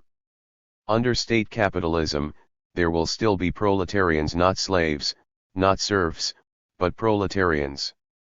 They will be selling their labor power to the collective capitalist, the state, and will work to produce commodities, more commodities than their labor power is worth. In other words, they will continue to produce surplus value. Engels did not comment on how competition might continue internationally among capitalist states or between them and other monopolistic businesses. His key point is that the capital/labor relationship continues. That is what makes state capitalism capitalist. State capitalism in reality. What was for Marx and Engels more of a logical trend has long been observable in the real world. Historically, capitalist governments have owned railroads and other productive enterprises, even automobile factories or coal mines. Even now, when the right-wing, anti-Keynesians have won hegemony over economic discourse, statism remains strong. Despite all the talk about free markets and liberty, the rightists have not called for ending state subsidies to the armament and other industries. In fact, they champion increased police and military power for the state. But examples of complete statification did not come through the merger of traditional capitalist monopolies, as Engels had imagined. It came through Marxist-Leninist-led revolutions in Russia, China, Cuba, and other countries, and later with the expansion of the Soviet Union's military power into Eastern Europe. In these countries, weak bourgeoisies were overthrown, but the working class was unable to take or maintain power. As a result, the actual state capitalist systems that did develop differed from Engels's model in certain ways. The lingering, parasitical bourgeoisie he postulated was wiped out. And the system covered itself in a pseudo-socialist, semi-Marxist ideology, to justify itself and to confuse the population. However, as Engels had described, actual power resided in a layer of salaried employees, a collectivist bureaucracy. They owned the state property, in the sense that, collectively, they could do what they wanted with it, which is what ownership is. Collectively, they held private property, in the sense that it was kept private from the mass of the population. Individual bureaucrats lived far better than did ordinary workers. They could not directly pass on their property to their children, but, by education and contacts, their children were guaranteed places in the bureaucracy. The state remained a capitalist state, a bureaucratic military-centralized instrument of capital accumulation. Not only was the total state capital of these countries in competition on the world market, but it was internally divided into competing entities and commodity marketplaces. The workers remained proletarians, selling their labor power for money on a labor market, producing surplus value, producing commodities, and buying commodities on the consumer market. Farmers worked at collective farms that sold goods on the markets.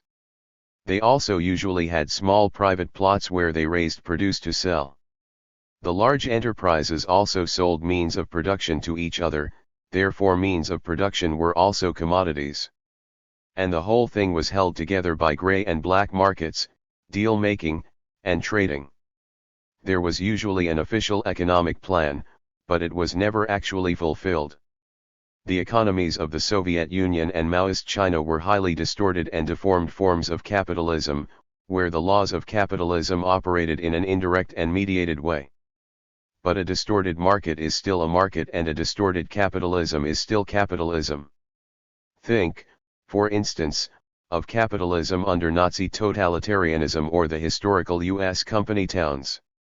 The communist countries had, despite all the window dressing, capitalist economies. Just as much as any corporation, the Soviet Union was driven to accumulate. In fact, its growth during the 1930s and 1940s was often cited as proof of its socialist nature. But just as much as capitalist business firms, the USSR was driven to accumulate. This was the historic task of the capitalist class, in any of its forms, as it ground down the working class. Engels did not expect such societies to last long. Brought to a head, it topples over. Marx had emphasized how units of capital that were over-centralized for their level of technical productivity would fly apart, dissolving into smaller units, as a result of internal competitive pressures, but Engels tended to emphasize the political effects. Writing about the monopolistic power of the trusts, he wrote that the exploitation is so palpable that it must break down. No nation will put up with production conducted by trusts, with so barefaced an exploitation of the community by a small band of dividend mongers. In the Soviet Union, this effect was countered for a time by the absence of a traditional, propertied, bourgeoisie and the effective use of ideology to mask the true nature of social relationships. For whatever reason, Marx and Engels saw state capitalism as ultimately fragile. It was, and remains, unable to solve the basic problems of capitalism, including its tendencies toward eventual stagnation, increasing conflict between capitalists and proletarians, and an explosive, crisis-ridden economy.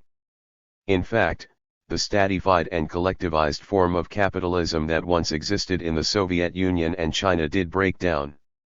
Given the weaknesses of the world working classes at the time, unfortunately what replaced it was a more traditional form of capitalism. But there is no inherent reason that state capitalisms cannot appear again under certain conditions, such as the defeat of a working class revolution. The question of whether or not the Soviet Union and Nazi Germany had the same economic system is an interesting one. Without going into detail, I will say that they were both capitalist economies with a great deal of merger between the state and the economy. The ruling totalitarian parties dominated their national economies. The main difference between them, and it was an important one, was that the Soviet Union had abolished the traditional capitalist class, the stock-owning bourgeoisie, and replaced it with a collectivized layer of bureaucrats. Nazi Germany, and the other fascist countries, left the old capitalist class in place and still owning property, although they now had to pay off the fascist rulers. This became clear at the end of the Second World War, when German and Italian capitalists re-emerged, still owning their firms and ready to carry on business. State capitalism and the socialist program. From the 30s to the 80s, there were sharp debates among Marxists about the nature of the Soviet Union. I find it astonishing how few sought to compare it to Engels's model of state capitalism. Many theorists insisted that the very concept of state capitalism contradicted Marxism in spite of Marx and Engels's clear statements. What this means is that the condition that Marx and Engels saw as the culmination of capitalist decay, a great many Marxists see as the basic model of socialism. For Engels, nationalization of all industry by a capitalist state was not socialism but what we today would call state capitalism. Up to this point, anarchists agree with Engels and Marx. But Marx and Engels further believed that, if the workers were to take over the statified economy, with their own state, the result would be not state capitalism, but the beginning of socialism. For them, a collectivized economy would lead to the end of classes and the state would become a benign, non-coercive, institution. As Engels put it, the proletariat seizes political power and turns the means of production in the first instance into state property. But in doing this, it abolishes itself as proletariat, abolishes all class distinctions and class antagonisms, abolishes also the state as state. The government of persons is replaced by the administration of things, and by the conduct of processes of production. The state is not abolished. It dies out. As an anarchist, of course, I reject this perspective. As Kropotkin wrote in an article for the 1910 Encyclopaedia Britannica, the anarchists consider that to hand over to the state all the main sources of economic life, the land, the mines, the railroads, banking, insurance, and so on, as also the management of all the main branches of industry, in addition to all the functions already accumulated in its hands, would mean to create a new instrument of tyranny. State capitalism would only increase the powers of bureaucracy and capitalism. It makes no difference whether this involves a bourgeois state or a so-called workers' state. With the benefit of over a century of hindsight, it is clear who was right. Part 3, The Socialist Goal. Chapter 7, Socialism or Barbarism. How would a proletarian revolution occur, in Marx's view? According to his general law of capitalist accumulation, there will be increasing economic, social, and political polarization. At the top is a small, concentrated layer of very rich people, served by salaried employees. There will be fewer but larger semi-monopolies, increasingly integrated with banks, speculators, and with the state. At the other economic pole are the workers, their wages and salaries under constant pressure. Below them are increasing layers of unemployed workers and a growing pool of the very poor, in the industrialized capitalist countries and worldwide in the poorest nations. There is increasing entanglement of all peoples in the net of the world market. The laws of capital, however distorted in practice, will not cease. In capitalism's epoch of decline, the rate of profit declines. Stagnation increases, and whatever growth occurs is one-sided and unbalanced. Unemployment, underemployment, underuse of productive capacity, economic crises, inflation and deflation, fictitious capital replacing accumulation of real capital, pools of poverty even in the richest nations, underdevelopment in the most oppressed nations. There are constant wars as well as ecological disasters. This pretty much sums up our world today, doesn't it? Marx expected the working class to respond. He believed that the system itself pushes workers to become conscious of their situation and to rebel. With the accumulation of capital, he said, the class struggle, and, therefore, the class consciousness of the workingman, develops. Grows the revolt of the working class, a class always increasing in numbers, and disciplined, united, organized by the very mechanism of the process of capitalist production itself. The monopoly of capital becomes a fetter upon the mode of production, which has sprung up and flourished along with, and under it. Centralization of the means of production and socialization of labor at last reach a point where they become incompatible with their capitalist int-egument. This int-egument is burst asunder. The knell of capitalist private property sounds. The expropriators are expropriated. Capitalist production begets, with the inexorability of a law of nature, its own negation, cooperation and the possession in common of the land and of the means of production. The working class. Given Marx's general forecast, critics have raised various objections. One involves its focus on the rebellion of the working class. Some critics point out that the working class has never made a successful socialist revolution. They add that the U.S. working class, in particular, includes a great many people with conservative, even far-right, views, and the rest tend to be moderates or, at most, liberals. This might suggest looking elsewhere for sources of rebellion, the critics argue. There are non-proletarian classes that are economically exploited. There are also non-class forms of oppression of women, people of color, oppressed nationalities, LGBT people, the physically disabled, and many more. And there are plenty of issues that might not seem, on the surface, directly related to class, with war and ecological decline topping the list. Revolutionary consciousness and outright revolt might certainly result from any of these, leading some to the conclusion that the workers' class struggle is only one of, say, 3 or 5 key struggles. In practice, such political conclusions may not be very different from those of a sophisticated Marxist or class struggle anarchist. However, other theorists have concluded that the struggle of the working class should be dismissed as unimportant because workers are supposedly even less likely to rebel than other oppressed sections of the population. This view definitely contradicts the core of Marx's Marxism, and rejects a key component of revolutionary, class struggle, anarchist communism. Still, many Marxists and anarchists agree with this rejection of working class struggle.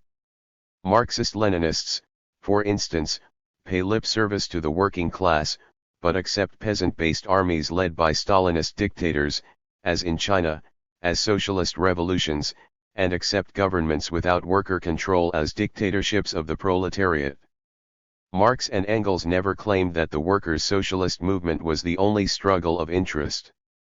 As a young man, before he became a communist, Marx had been a leader in the fight for bourgeois democracy, and he never stopped supporting all movements to expand democracy, such as the British Chartists, whether or not they were directly tied to the class struggle.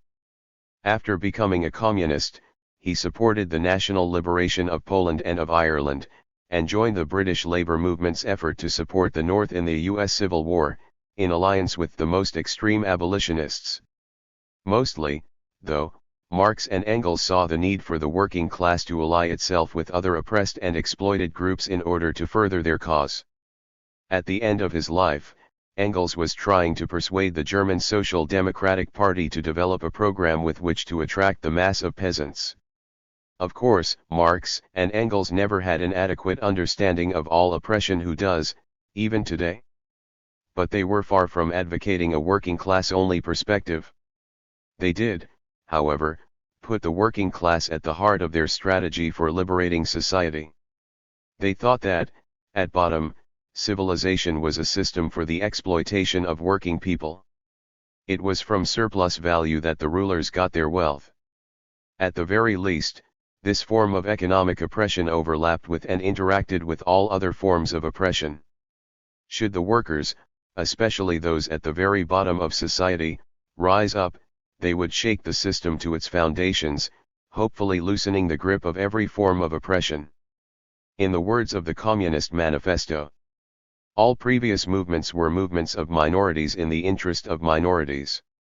The proletarian movement is the independent movement of the immense majority in the interest of the immense majority.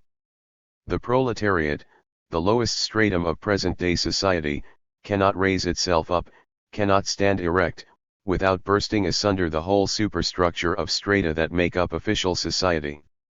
The communist revolution is the most radical break with the traditional property relations. No wonder that in the course of its development there is the most radical break with traditional ideas. It was not that the workers were more oppressed than anyone else, or that their oppression was more morally reprehensible. Marx's focus has more to do with strategy. Because they produce the wealth of society, workers have their hands on the means of production and distribution. They have the potential power to stop society in its tracks and even to start it up in a different way. And it is in their direct self-interest to do so. They are the ones immediately oppressed by capitalist exploitation. It is more likely that workers will rebel against exploitation than capitalists, shopkeepers, or police. Because it includes anyone who must sell their labor power to live, and who is not a supervisor, the modern working class is the vast majority of society. It also includes elements of every other section of society that is oppressed in every other way. Workers' interests are not opposed to the rest of the oppressed. Throughout history, proletarians have formed organizations that fought for a better world for themselves and others. This included large union federations as well as socialist or communist parties or anarchist federations. Repeatedly, they have rebelled, with everything from small strikes to actual revolutions. In over a century and a half, the modern working class has rebelled more often and more thoroughly than any other oppressed class in thousands of years. Nonetheless, it is true that most workers in the United States are presently pro-capitalist, as are many workers in other countries. We do not seem on the verge of a revolution. If the working class majority is not ready for a socialist revolution, then there will not be a socialist revolution. But when they are ready, is socialism inevitable? This brings up another set of questions about Marx's revolutionary perspective. Was he saying that the proletarian revolution must happen or only that it could happen? What did he mean when he wrote, "Capitalist production begets, with the inexorability of a law of nature, its own negation"? The word inexorability seems to present the revolutionary process as an automatic process, like a chemical or biological law of nature. Furthermore, Marx gets his concept of negation from Hegelian dialectics. Hegel presented history as a part of nature, moving automatically through the zigzags of the dialectic to its final but preordained goal. Employing a doctrine philosophers call teleology, Hegel imagined that history had a built-in purpose which just happened to be fulfilling his own philosophical system and, more concretely, the bureaucratic Prussian monarchy. In the end, neither science nor dialectics seem to leave much room for human consciousness and choice to affect history. Marx seems to follow this logic. In the Communist Manifesto, he asserts, what the bourgeoisie therefore produces, above all, are its own grave diggers. Its fall and the victory of the proletariat are equally inevitable. This, of course, implies that history is an automatic mechanism, something that happens to people rather than something that people do. The most the working class can do is speed up the inevitable processes, but not to make them occur in the first place. This has been the main interpretation of Marxism among social democratic parties and Marxist-Leninists. This inevitabilism dovetails with what we might call Marx's non-moral approach. Nowhere in his work did he ever suggest that people should be for socialism, that it was morally right to fight for it, or that ethics were a necessary component for a vision of a good society. Supposedly, socialism would be a product of natural processes.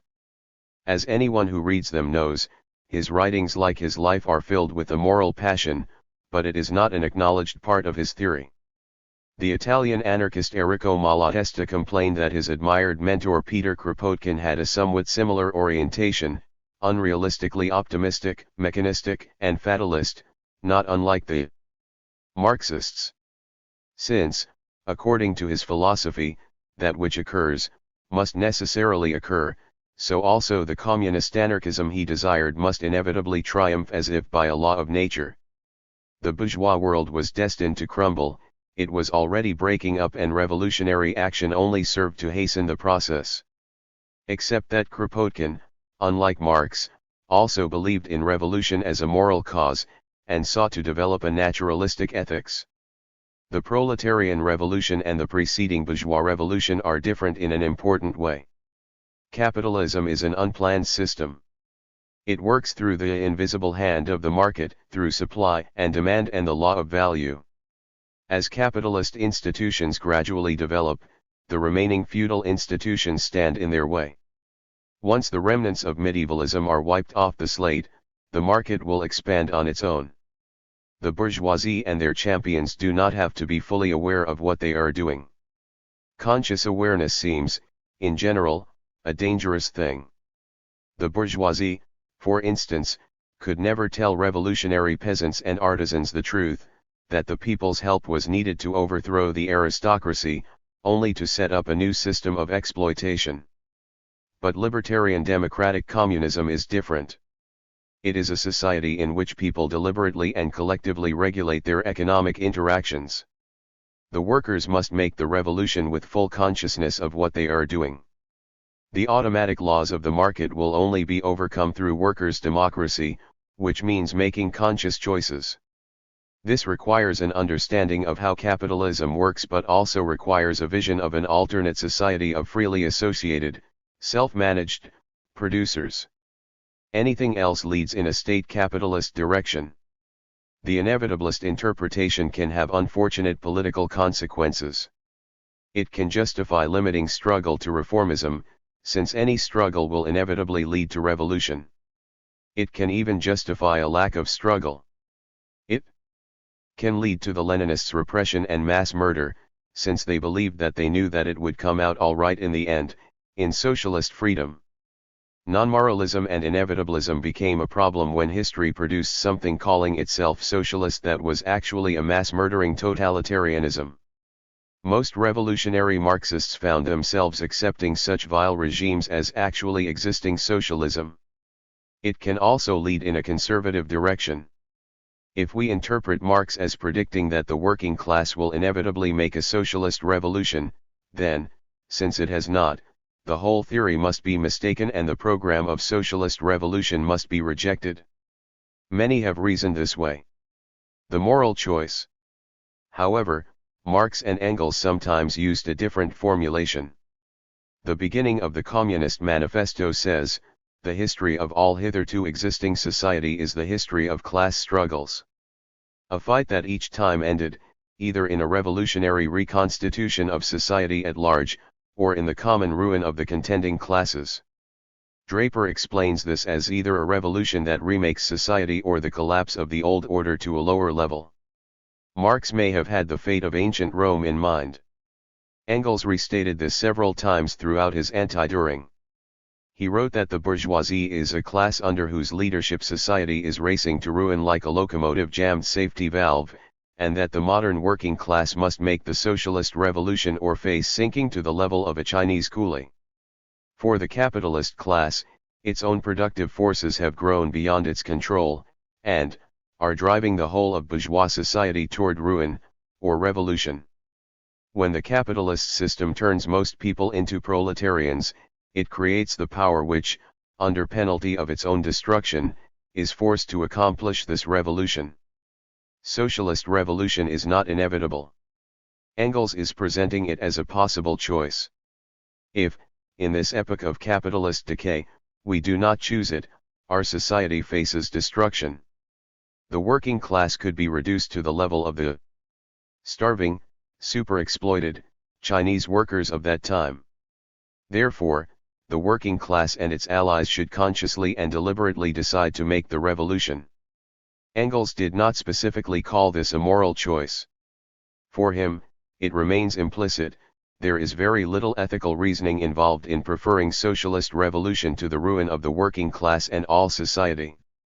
Although many of us regard it as a weakness that ethical issues are not front and center, the main issue for Engels is whether we agree with the political economic analysis. Where Engels said the alternatives were ruin or revolution, the revolutionary democratic, Marxist, Rosa Luxemburg, saw them as socialism or barbarism.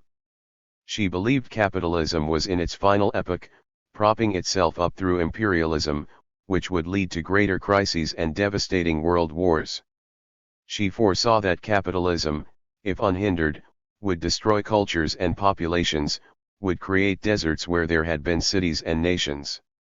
She was accused of believing that the economic collapse of capitalism was inevitable.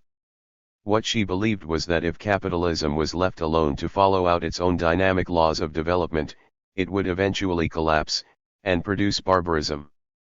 This was inevitable.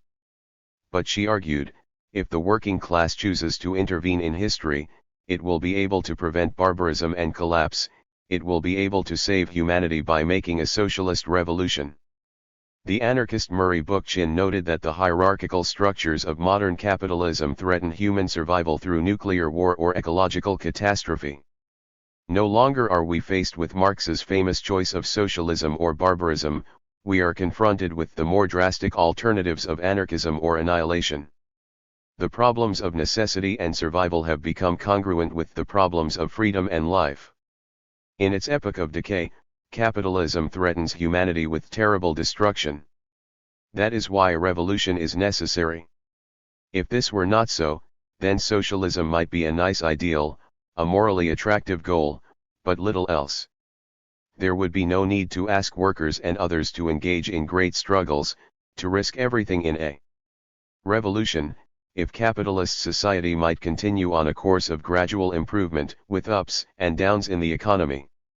Indeed, it would be wrong to advocate a revolution, with all its uncertainties, and its costs in resources and blood.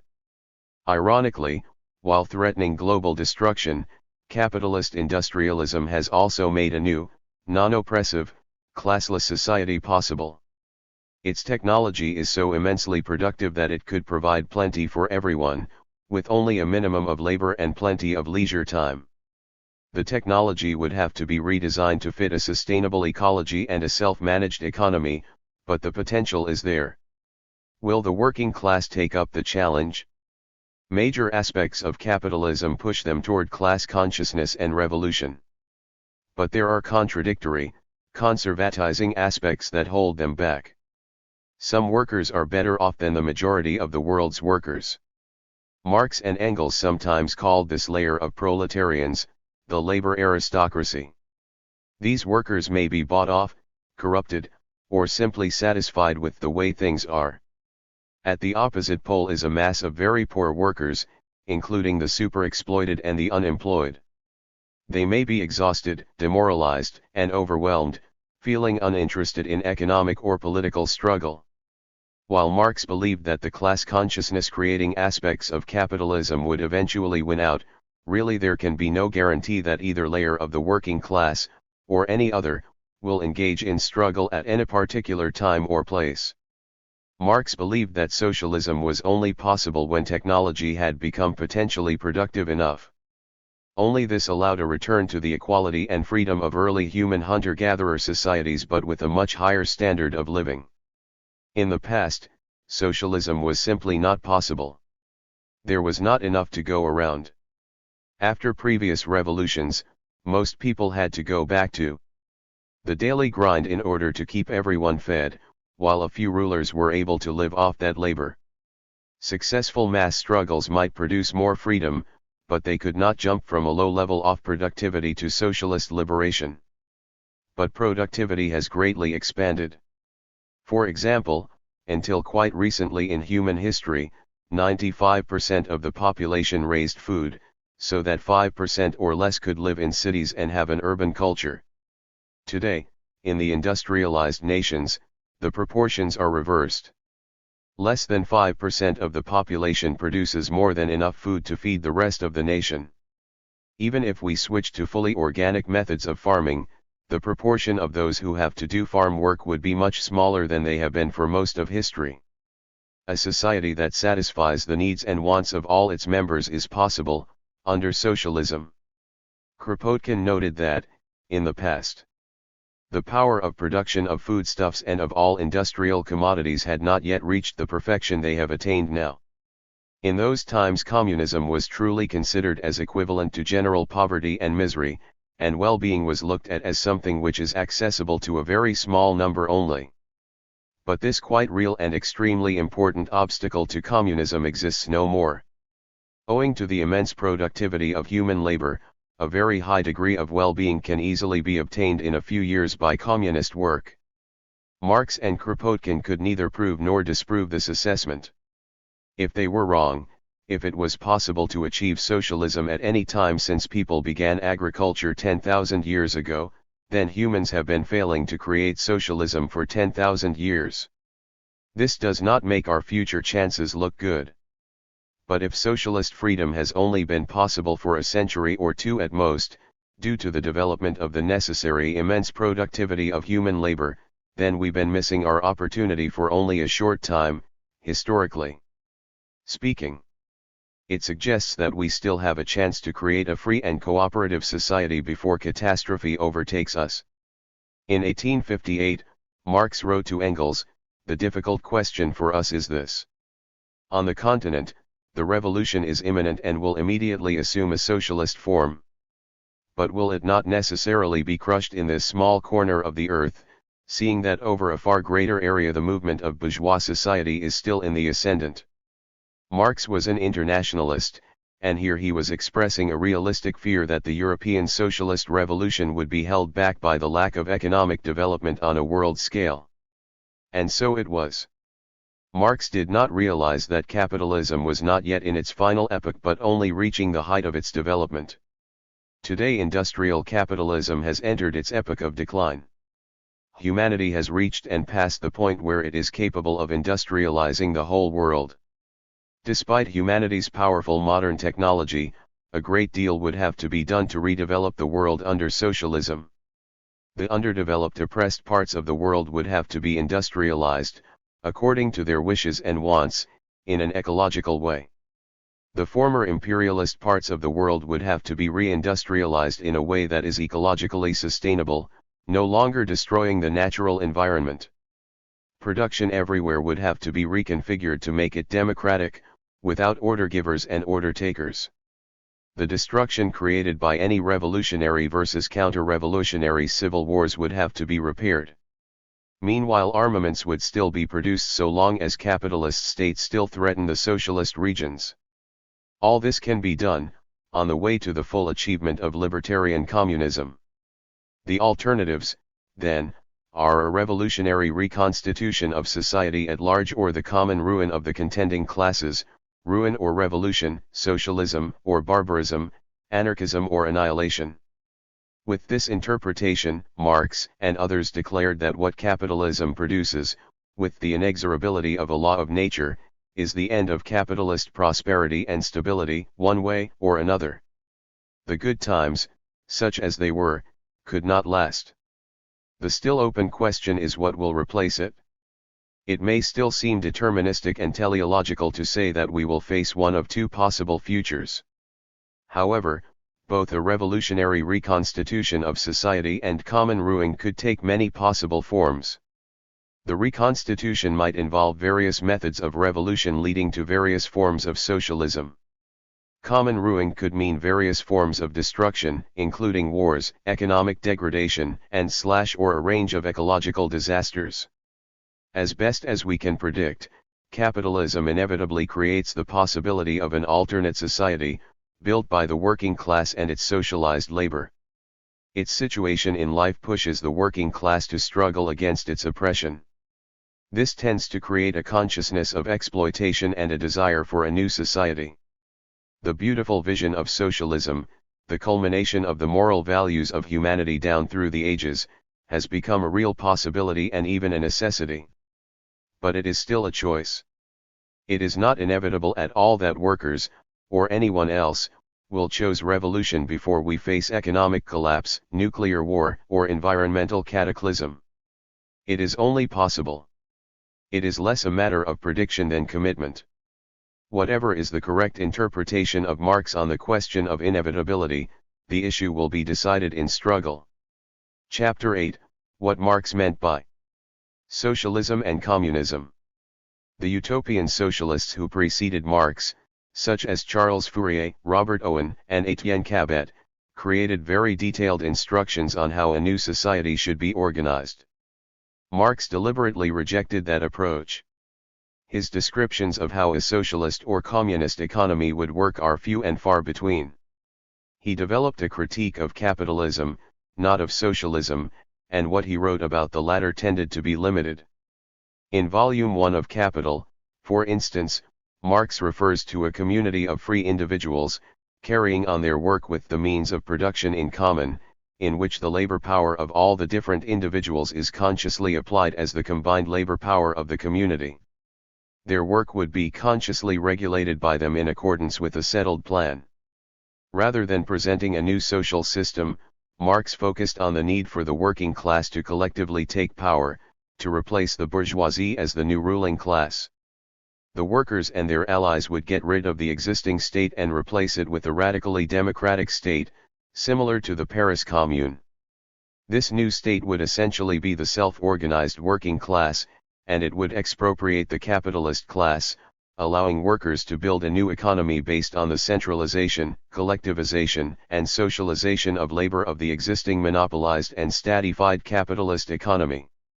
The means of production would be held in common. An economic plan would be agreed upon. In a truly socialist economy, there would be no more law of value, because goods would not be bought and sold on the market. There will be no commodities. Workers would distribute their labor among various industries according to need, as determined by whatever plan they had created. Established through revolution, Marx maintained, the workers' state as a coercive social machine would wither away or die out. It would evolve into a nonviolent public institution coordinating the economy. Classes as distinct layers of society, specialized to either be workers or bosses, would also dissolve into a classless society. Labor would be unalienated because it would not be done for someone else. It would be done for the community of which each person was a free member. The social nature of all interactions would be transparent rather than fetishized, clear to everyone. The very nature of work would change, ending class-determined divisions of labor and unequal relations between town and countryside. Transitional Program of the Communist Manifesto. Section 2 of the 1848 Communist Manifesto is titled, Proletarians and Communists. At its end, Marx lays out a brief program. It is not a description of full communism, but a series of steps toward communism, a transitional program. First, he writes, the working class must take power.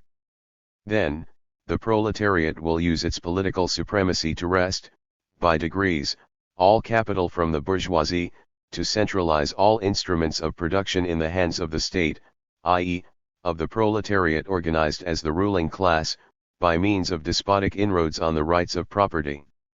He follows this with a 10-point program that includes, 5. Centralization of credit in the hands of the state. 6. Centralization of the means of communication and transport in the hands of the state. 7. Extension of factories and instruments of production owned by the state. 8. Equal liability of all to labor. Establishment of industrial armies, especially for agriculture. This would lead to the end of distinct, specialized classes, Marx claimed. It would also lead to the end of the state, that is, the end of a coercive instrument of one class over other classes. When, in the course of development, all production has been concentrated in the hands of associated individuals, the public power loses its political character. In place of the old bourgeois society with its classes and class antagonisms, there comes an association in which the free development of each is the precondition for the free development of all. Anarchists, of course, doubt the chances of such free individual development if the public power has all industry and agriculture centralized into its control and everyone is forced to work in industrial armies. By 1872, even Marx and Engels themselves felt that this program has in some details become antiquated. They did not go into much detail, but wrote in their preface to that year's German edition of the Communist Manifesto, one thing especially was proved by the Commune, viz., that the working class cannot simply lay hold of the ready-made state machinery and wield it for its own purposes. They were actually quoting Marx's The Civil War in France here.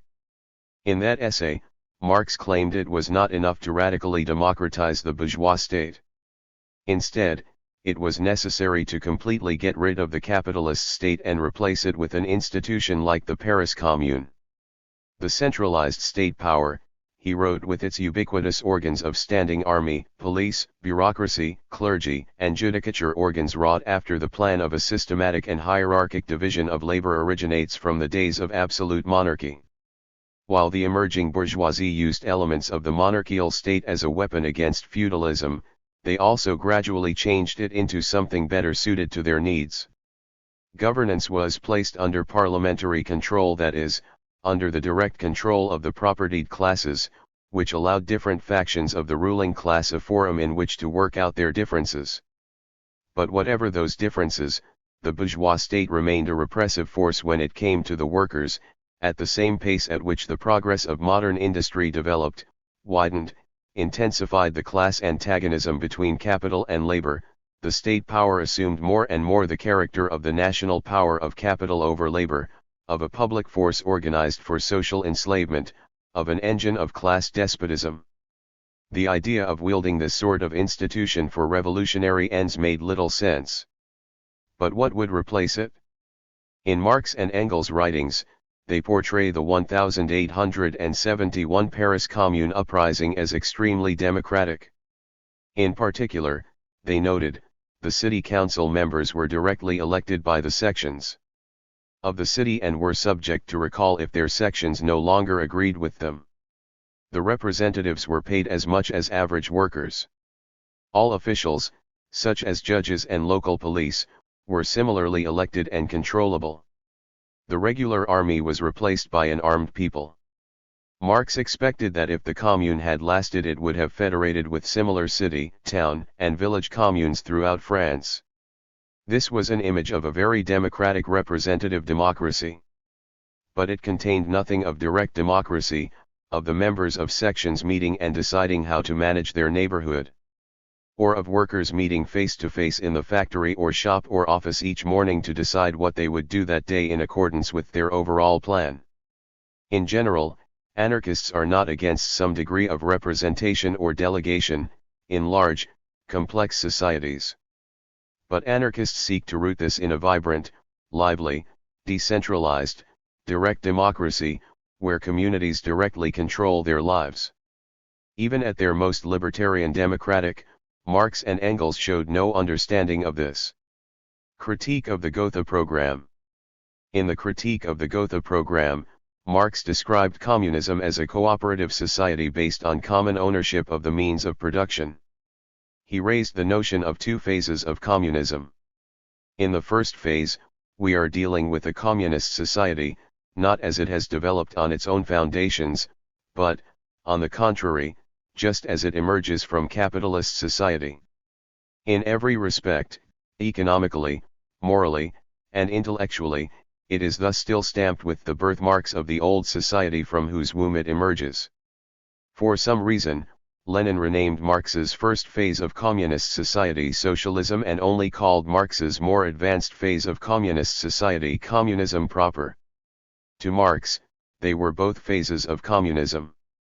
Of all the possible differences between the lower and higher phase of communism, Marx focused on the issue of remuneration of the workers, which was a highly contentious issue at the time. In the first phase, he expected that individual workers would receive payment equal to the amount of work they contributed. The able-bodied workers would be, Marx predicted, paid in certificates that register how many hours they worked or how hard. They would not to be rewarded according to how much they produced. Marx did not propose that more skilled or highly trained workers be paid at a higher rate. The certificates would not be money, they could not be accumulated or exchanged for goods on a market. Instead, they are brought to the common storehouse to exchange for goods that took an equivalent amount of labor to produce. 10 hours of work earned the right to a shirt that took an average of 10 hours to make. Only consumer goods could be withdrawn, not means of production.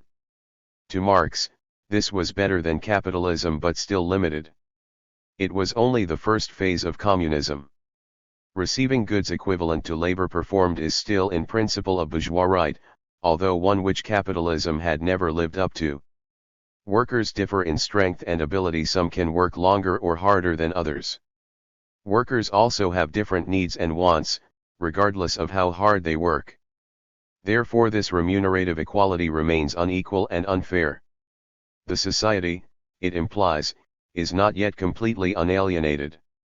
In an advanced communist society, however, when labor is no longer just a means of keeping alive but has itself become a vital need, when the all-round development of individuals has also increased their productive powers and all the springs of cooperative wealth flow more abundantly, only then can society wholly cross the narrow horizon of bourgeois right and inscribe on its banner, from each according to his abilities, to each according to his needs. And what of the political realm? Marx asks. In a communist society, what social functions will remain that are analogous to the present functions of the state? While he did not directly answer the question, he suggested that there may still be a need for social coordination and other tasks in a stateless society, adding that, between capitalist and communist society lies a period of revolutionary transformation from one to the other. There is a corresponding period of transition in the political sphere, and in this period the state can only take the form of a revolutionary dictatorship of the proletariat.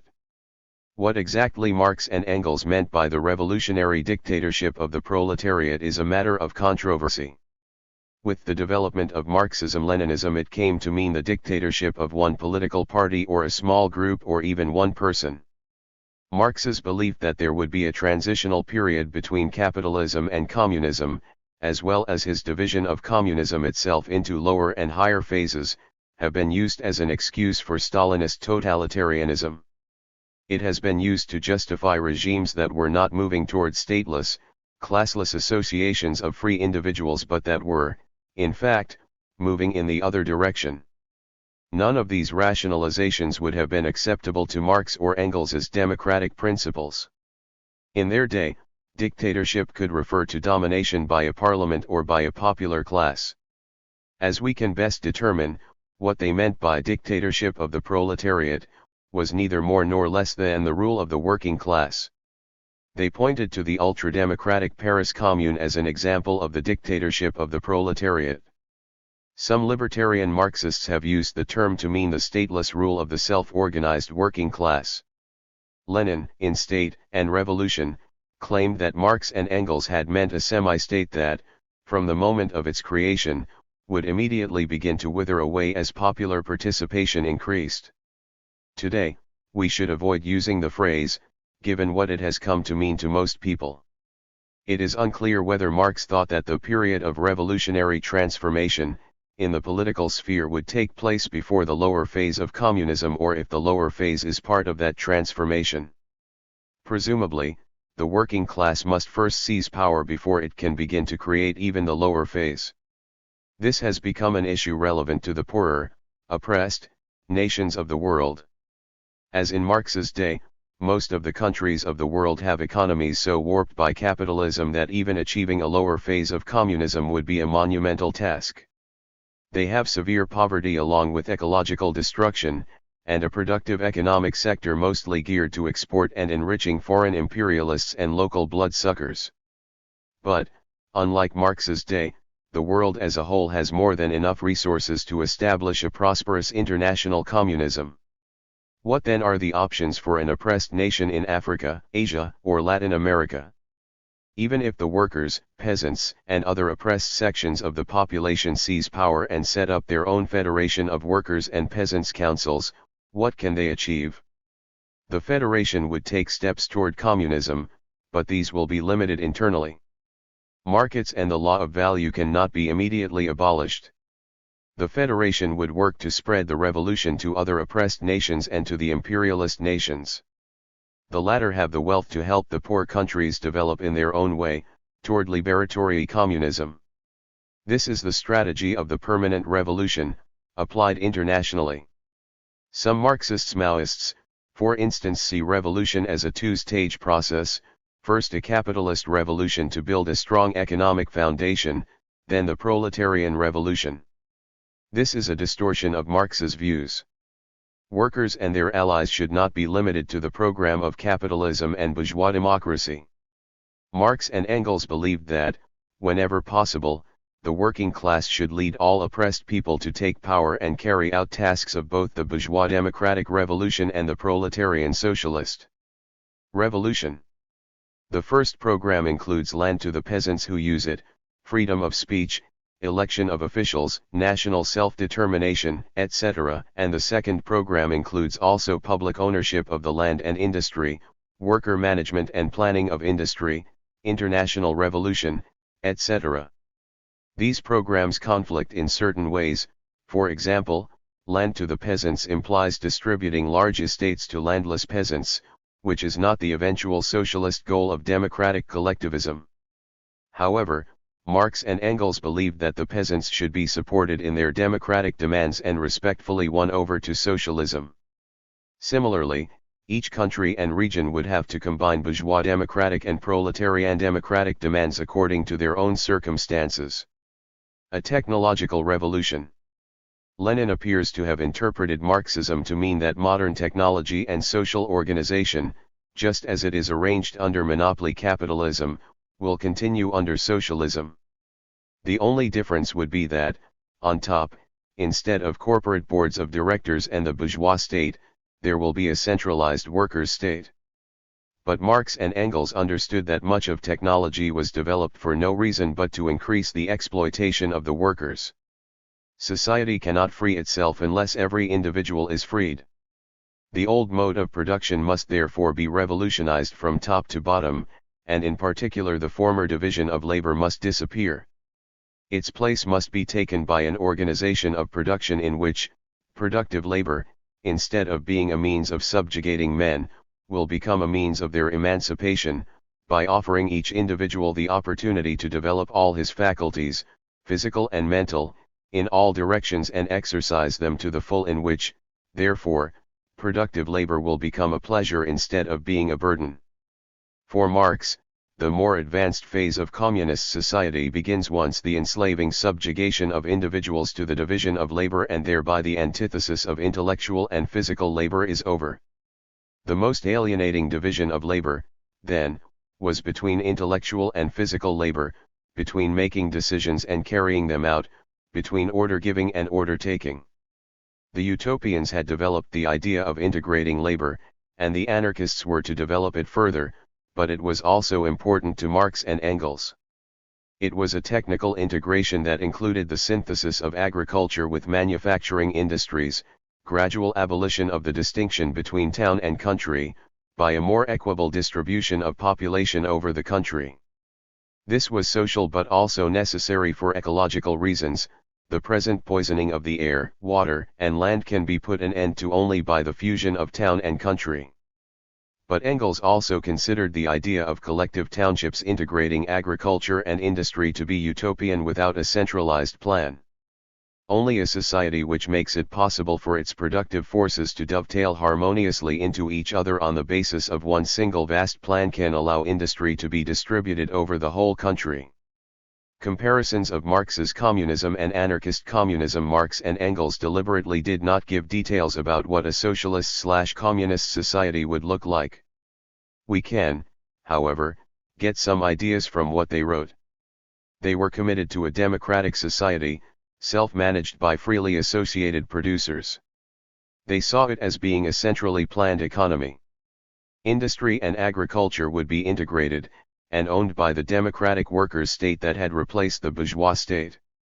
The workers' state would begin to disintegrate as soon as it was established, due to increasing participation of the working people in the coordination and planning of their lives, as well as an increase in unalienated labor. Presumably the society Marx and Engels imagined would still be centralized. That is where problems arise. Centralization is more than unification or coordination. It means that there is a center and a periphery. Even if the center's officials are popularly elected, the center is managed by a few people who get information from the many at the periphery, who in turn carry out the directions given them from the center. Here, Marx and Engels can be contrasted with Peter Kropotkin. His anarchist vision was of a pluralistic and decentralized federalism. Kropotkin also did not draw up a detailed program, but he discussed in several books how free working people might reorganize a city and its region after a revolution. He wrote that voluntary associations would substitute themselves for the state in all its functions. They would represent an interwoven network, composed of an infinite variety of groups and federations of all sizes and degrees, local, regional, national, and international, temporary or more or less permanent for all possible purposes: production, consumption and exchange, communications, sanitary arrangements, education, mutual protection, defense of the territory, and so on, and, on the other side, for the satisfaction of an ever-increasing number of scientific, artistic, literary and sociable needs. True progress lies in the direction of decentralization, both territorial and functional, in the development of the spirit of local and personal initiative, and of free federation from the simple to the compound, in lieu of the present hierarchy from the center to the periphery. Kropotkin did not believe in a workers' state, an institution that supposedly represented the working class but that as a state was separated from and above it. As seen in the quote above, he proposed federated associations for mutual protection, defense of the territory, tasks that, while necessary, did not require a state. He also rejected the concept of two phases of communism. He thought that a revolution should be immediately followed by full communism, but that able-bodied adults would be expected to work a half-day, perhaps 5 hours, to earn a guaranteed minimum of food, clothing, and shelter. They would then be free to do voluntary work for luxuries. Anarchist and Marxist visions are not absolute alternatives. Kropotkin's federated associations could democratically work out an overall economic plan. On the other hand, in the Civil War in France, Marx, for once, described a non-state vision of self-governing industries. He remarked that there are bourgeois ideologists who declare that communism is impossible, but who also advocate producer cooperatives. Sounding almost like an anarcho-syndicalist, Marx responded that the Paris Commune intended to abolish that class property which makes the labor of the many the wealth of the few. It aimed at the expropriation of the expropriators. It wanted to make individual property a truth by transforming the means of production, land and capital, now chiefly the means of enslaving and exploiting labor, into mere instruments of free and associated labor. But this is communism, impossible communism. If cooperative production is not to remain a sham and a snare, if it is to supersede the capitalist system, if united cooperative societies are to regulate national production upon common plan, thus taking it under their own control, what else, gentlemen, would it be but communism, possible communism? What else indeed? Conclusion: an anarchist. Critique of Marx's political economy. Marx's economic theory is distinctive in several ways. He started from the issue of how labor is used and organized to produce and distribute goods and services. In order to consume things, people have to work to produce and distribute them, and they have to organize their labor to do so. This focus on the process of labor makes it possible to see how modern workers are exploited like the serfs and slaves before them. Some work and others live off that work. Alternate theories obfuscate this reality. Marx saw capitalism as a dynamic historical system, driven by internal conflicts.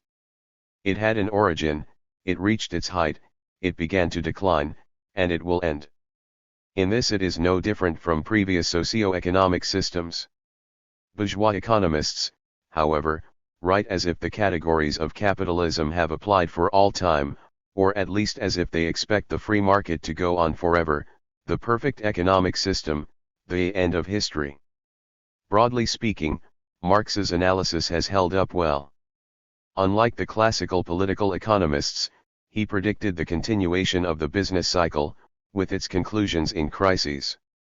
Similarly, he predicted the growth of ever larger capitalist enterprises, into semi-monopolies. He expected capitalism to have class conflicts, an ever-expanding world market, wars, and ecological decay.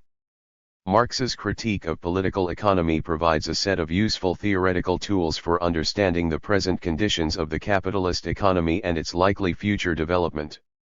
But the tools are no better than their user. As the old joke goes, Marxist economists have predicted 10 of the last 3 recessions. More to the point, few Marxists predicted that World War II would be followed by an extended period of prosperity. Neither did many liberal or conservative economists, but Marxism was supposed to be superior. Once the post-war prosperity had settled in, most influential Marxist theorists declared that the epoch of capitalist decay was no longer in effect. Like almost all bourgeois economists, they said that the prosperity would last and gave up revolutionary politics. Most Marxist economists also did not apply Marx and Engels' concept of state capitalism to the Soviet Union or Maoist China. They supported these regimes, and the few who had not did not expect them to transform into traditional capitalism. Even now, few have much of an explanation for how this happened. To be fair, understanding social structures is difficult. Marx was trying to be as scientific in the social field as the hard, natural sciences, but this is probably impossible. For over 30 years, a few of us have been predicting the final collapse of the post-war prosperity, based on our understanding of Marxist political economy. Instead, the world economy has continued to gradually slide downhill, with ups and downs. I believe, with others, that 2008 was the beginning of a new period of crisis-ridden decline. Making such predictions, I often feel like a geologist in California saying, "Do not continue to build houses here, at some point there will be an enormous earthquake that will flatten cities." People ask this geologist, when will this great earthquake occur? The geologist does not know. Maybe this year. Maybe in a decade or two. Possibly in a century. The response, forget about it. We will take our chances building our houses. Political economics is much more complex than geology. Unlike geological strata, classes and social groups have consciousness and make choices. So it is hard to make predictions and harder to persuade people when we do. The problem with Marxism. Marxism came out of the same socialist and working class movements as anarchism did, and it shares many of the same values and goals. Its critique of political economy is valuable for understanding the economy and fighting capitalism. Yet Marxism's history, as a movement, has been gruesome.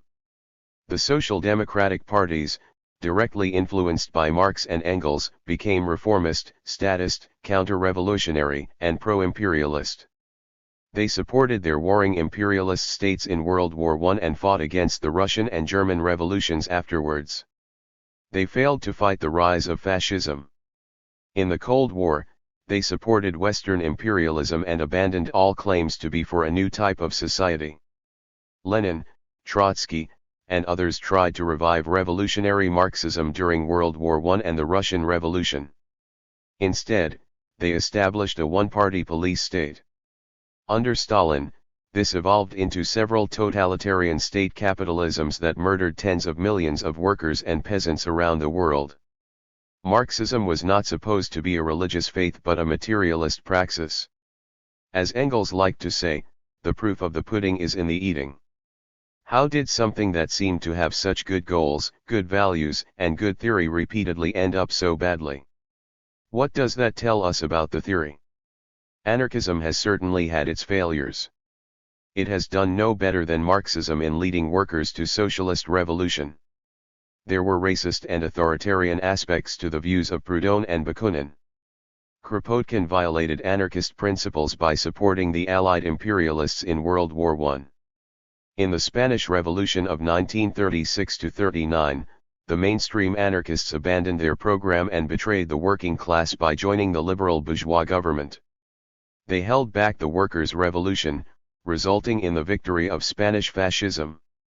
In Asia, Korean and Chinese anarchists gave support to the reactionary nationalist Chinese Kuomintang. Anarchist theory and practice has plenty of room for improvement, and I hope this book helps, but at least anarchists did not murder tens of millions of working people in the name of communism.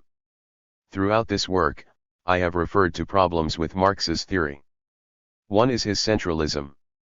His vision of socialism in certain ways seems to be a purified capitalism. It would build on the collectivization and socialization of labor that are created by capitalist monopolization and statification. These would be pulled together into a centralized agency that would develop a vast overall plan covering the whole economy. For all his writing about freely associated individuals, he never considered the possibility of a decentralized, bottom-up form of democratic economic planning. At most he advocated an improved representative democracy, at work and in the community. But he never conceived of rooting it in face-to-face direct democracy. Marx's problem was not crude statism as such. He did not worship the state or advocate totalitarianism. But he was influenced by the Jacobin tradition in European leftism. The state seemed to him to be the natural institution to integrate the whole economy, as it tended to do even under capitalism. Therefore, it made sense to use it, which would then evolve into a non-state, non-coercive public structure. This view was tied to the main tactical difference between Marx and the anarchists in the First International, namely that he wanted it to sponsor workers' parties throughout Europe, to run for government offices, and they opposed this. I think that Marx's pro-centralization, pro-state, view played a major role in the post-Marx Marxists developing authoritarian visions of socialism and authoritarian politics in general. Another main factor in the degeneration of post-Marx Marxism was somewhat more philosophical and subtle. It was the concept of capitalism moving inevitably and inexorably to socialism. The wheels grind on, the workers develop class consciousness sort of as a byproduct, capitalism moves into crisis, and the workers revolt, creating the lower phase of communism. As we've seen, this automatism is tied to Marx's non-moralism, his failure to connect the Marxist economic critique to any sort of ideal values. As he saw it, the workers will fight for socialism because the workers will fight for socialism, not because it is the morally right thing to do. Therefore there is no need to say much about what a socialist society would look like, as a goal to aim for, because it can be relied on to happen, to work itself out. As I have pointed out, there are sources within Marx and Engels' work that suggests that there are not one but two possibilities, which required a moral choice. But this was not emphasized by Marx or Engels and was easy to miss. Similarly, by scouring their writings, it is possible to find elements of a vision of a liberated communist society, one without a mental manual division of labor, ecologically balanced, without a state, etc. But this also was rarely raised. So what happens when history produces a totalitarian mass-murdering, state capitalist nightmare that calls itself socialist? Most revolutionary Marxists decided that, since this was what came out of the historical process, it must be actually existing socialism. So it had to be accepted. The idea of comparing it to a vision of a free association of cooperating individuals did not come up. For most Marxists, there was no such vision. Marx presented his thinking as an integral whole. Marxism included the critique of political economy. It included a broader background method for studying society, historical materialism. It included a philosophical approach, Dialectical materialism. It included practical political strategies, building workers' electoral parties and labor unions. This was a total worldview, justified because it was going to be the worldview of a rising new class, the proletariat. Because I cannot accept the totality of this worldview, I do not regard myself as a Marxist. I am a Marxist-informed anarchist. The bourgeoisie, the current ruling class, has always had more than one philosophy, economic theory, and political strategy. Why not the working class? As it turned out, Marxism, or something calling itself Marxism, did become the ideology of a rising new class, the state capitalist collective bureaucracy. Within the growing managerial and bureaucratic layer of capitalism, a section became radicalized, rejecting rule by the traditional bourgeoisie. Instead, they saw themselves as the new rulers. For them, a variety of Marxism became a justifying ideology and a guide to power. In the communist countries, Marxism became a rationalization for keeping power. This development had been predicted by Bakunin and Kropotkin. I do not at all deny the sincerity of Marx and Engels' libertarian democratic, humanistic, and proletarian views. This was and remains a real and valuable aspect of Marx and Engels' Marxism, subjectively the heart of what they were trying to accomplish. But throughout history, class society has corrupted movements for liberation, turning them into tools of elites striving to replace the old rulers with themselves, using the people as a battering ram against the old order. Given the low level of productivity, it had to be so. There could not yet be a society of plenty for all and leisure for all. But now it is possible to win real human liberation. There is a technology that could help provide for everyone's needs, but that is threatened with total destruction, if not taken out of the hands of the ruling class. An international, socialized, working class is capable potentially of really achieving an unalienated society. But the old pressures are still there. Whatever makes a movement vulnerable to becoming elitist, authoritarian, and undemocratic, weakens the revolutionary libertarian aspects of the movement. So it has proved with Marxism, despite its contributions. Then even the genuinely liberatory aspects of the theory, including its scientific critique of political economy, can be misused by the new elite. Bureaucrats have used even the truly democratic libertarian aspects of Marxism to cover up the reality of state capitalist tyranny. Marxism can serve as a distraction and a rationalization. Libertarian Marxism.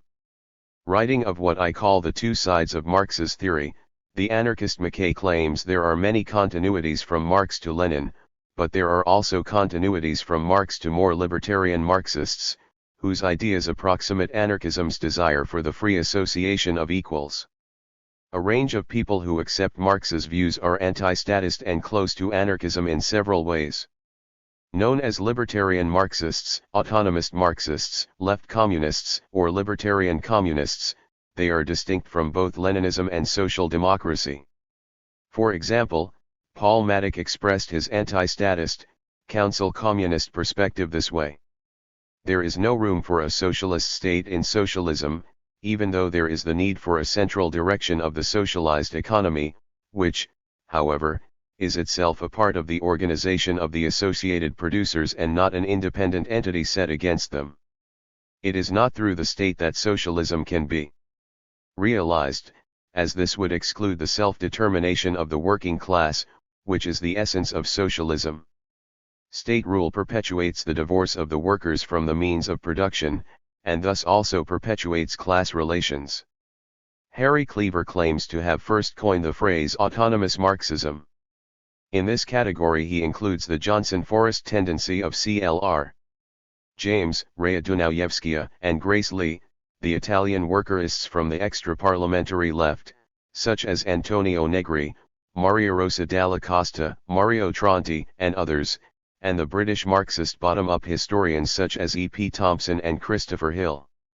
He refers to Rosa Luxemburg, as well as council communists such as Anton Pannekoek and Paul Maddock. Interestingly, he says he learned from anarcho-communists like Emma Goldman and Peter Kropotkin, even though they were not Marxists.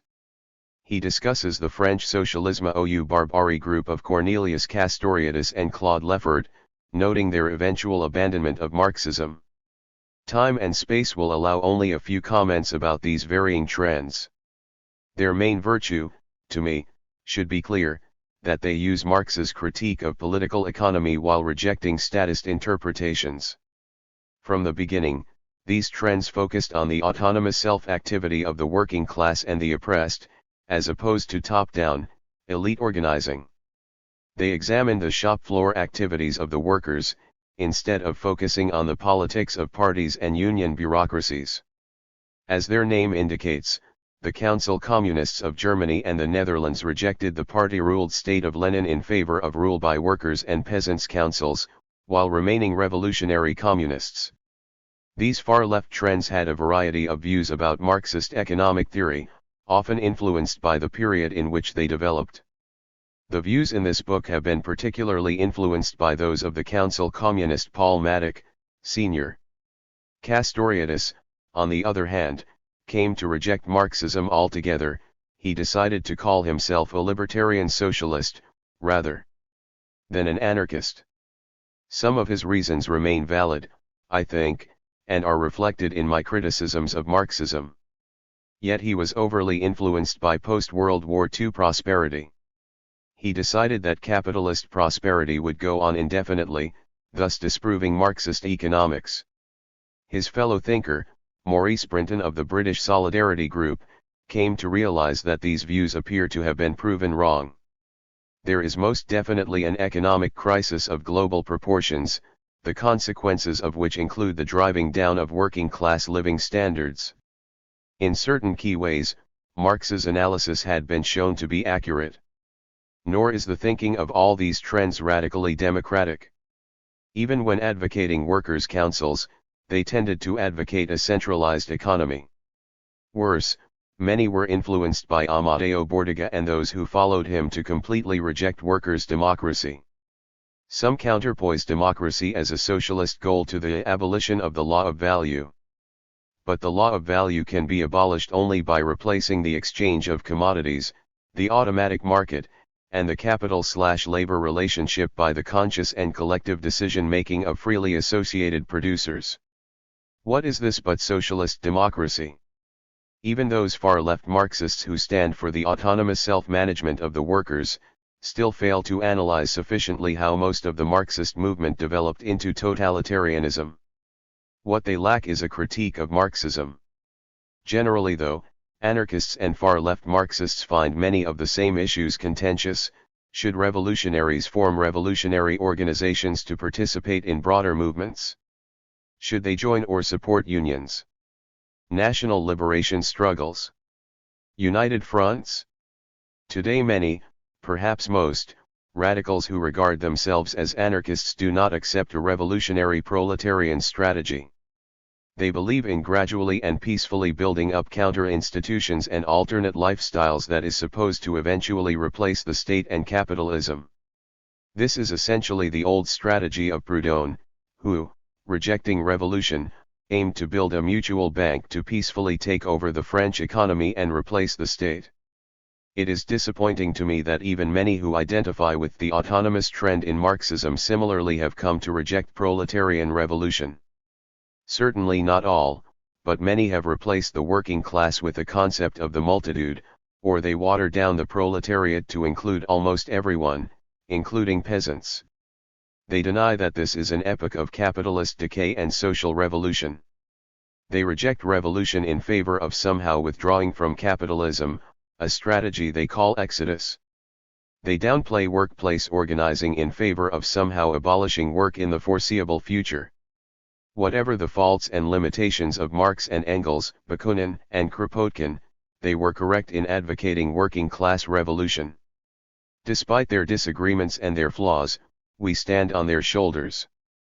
We build on their work. The international revolution of the workers and all oppressed is the only road to a classless, stateless, non-oppressive society, democratic and cooperative, of freely associated individuals, in which the free development of each is the precondition for the free development of all. Appendix to Chapter 8. Malatesta's method for an anarchist economy.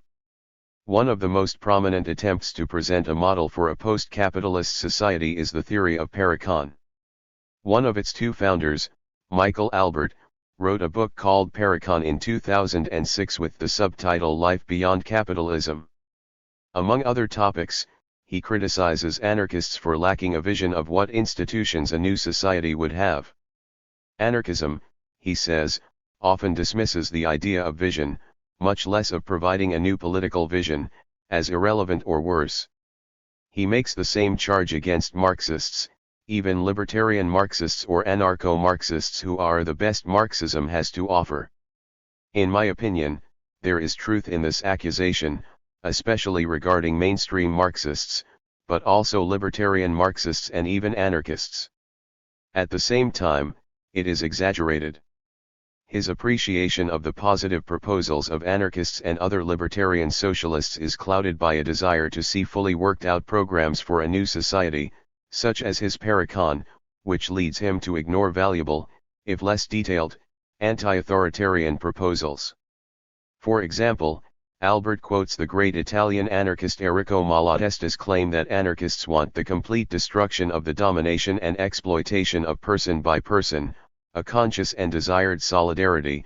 We want bread, freedom, love, and science for everybody. To which Albert replies, yes, yes, but how? This should not be a rhetorical question. How did Malatesta think everybody would achieve bread, freedom, love, and science in an anarchist society? While he did not have a developed blueprint, he did have an approach to developing anarchist institutions, the anarchist method. Who was Malatesta? Born to a middle-class Italian family in 1853, Enrico Malatesta made his living as an electrician and mechanic. He personally knew Michael Bakunin and Peter Kropotkin, but unlike either, he lived to see the rise of fascism. He was imprisoned many times and sentenced to death 3 times. Due to political persecution in Italy, he spent over half his adult life in exile. He lived in the Middle East, in South America, in the United States, and, for about 19 years, in Britain. Dying at 79 in 1932, he had spent his last years under house arrest in fascist Italy. As a young man, he participated in a couple of small, fruitless uprisings, attempts to spark peasant rebellions without first securing popular support. He abandoned that for a more thought-out approach, but he never ceased being a revolutionary. He criticized those anarchist syndicalists who believed that a revolution could be won non-violently, simply by folding arms and calling a general strike. The capitalists and their state could not be beaten, he insisted, without some armed struggle to defend the workers. Because he was an advocate of popular revolution, however, he did not support the bomb-throwing and assassination tactics of anarchist terrorists. To Malatesta, there are 2 factions among those who call themselves anarchists, supporters and opponents of organization. These differences continue to this day. Malatesta was a pro-organizationalist anarchist. Aside from disagreements with anarchist individualists, this was also his dispute with the anarchist syndicalists. At the International Anarchist Conference of 1907, he debated the French anarchist Pierre Minette. Minette argued that anarchists should stop concentrating on small group propaganda, putting out small newspapers and pamphlets, and should get into the work of building unions with other workers. Malatesta was not against building unions. In Argentina, he participated in building the Bakers' Union, one of the first labor unions there. But he opposed any tendency to dissolve anarchists into mass organizations. Effective unions had to include workers with all sorts of politics, revolutionary and reformist, statist, and anarchist. Effective unions had to concentrate on winning reform struggles for better wages and conditions through bargaining with the capitalists, at least in non-revolutionary times, which was most of the time. Therefore he insisted that revolutionary anarchists should also form specific organizations of anarchists only, to raise anarchist politics inside and outside of unions. They were both right. Union work has helped anarchist militants greatly expand their influence among workers in several countries. At the same time, as became clear in France, unions that the anarchist syndicalists had worked to build became dominated by hard-headed practical officials. When World War I began, these union leaders became supporters of the imperialist war.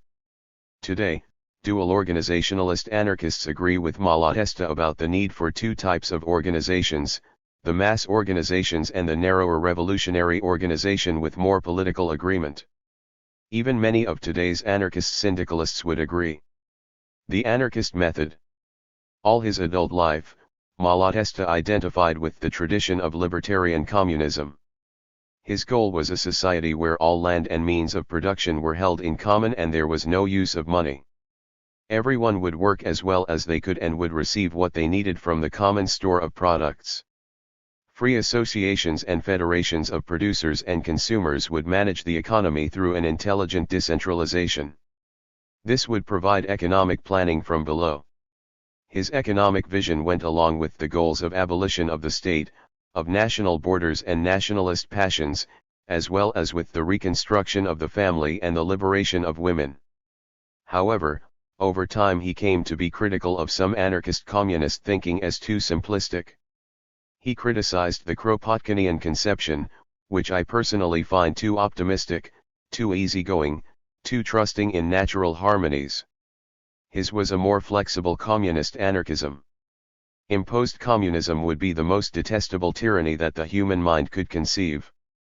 And free and voluntary communism is ironical if one has not the right and the possibility to live in a different regime, collectivist, mutualist, individualist as one wishes, always on condition that there is no oppression or exploitation of others. Malatesta warned against believing that we have the absolute truth, as do religious people or Marxists. One may, therefore, prefer communism, or individualism, or collectivism, or any other system, and work by example and propaganda for the achievement of one's personal preferences, but one must beware, at the risk of certain disaster, of supposing that one system is the only, and infallible, one, good for all men, everywhere and for all times, and that its success must be assured at all costs, by means other than those which depend on persuasion, which spring from the evidence of facts.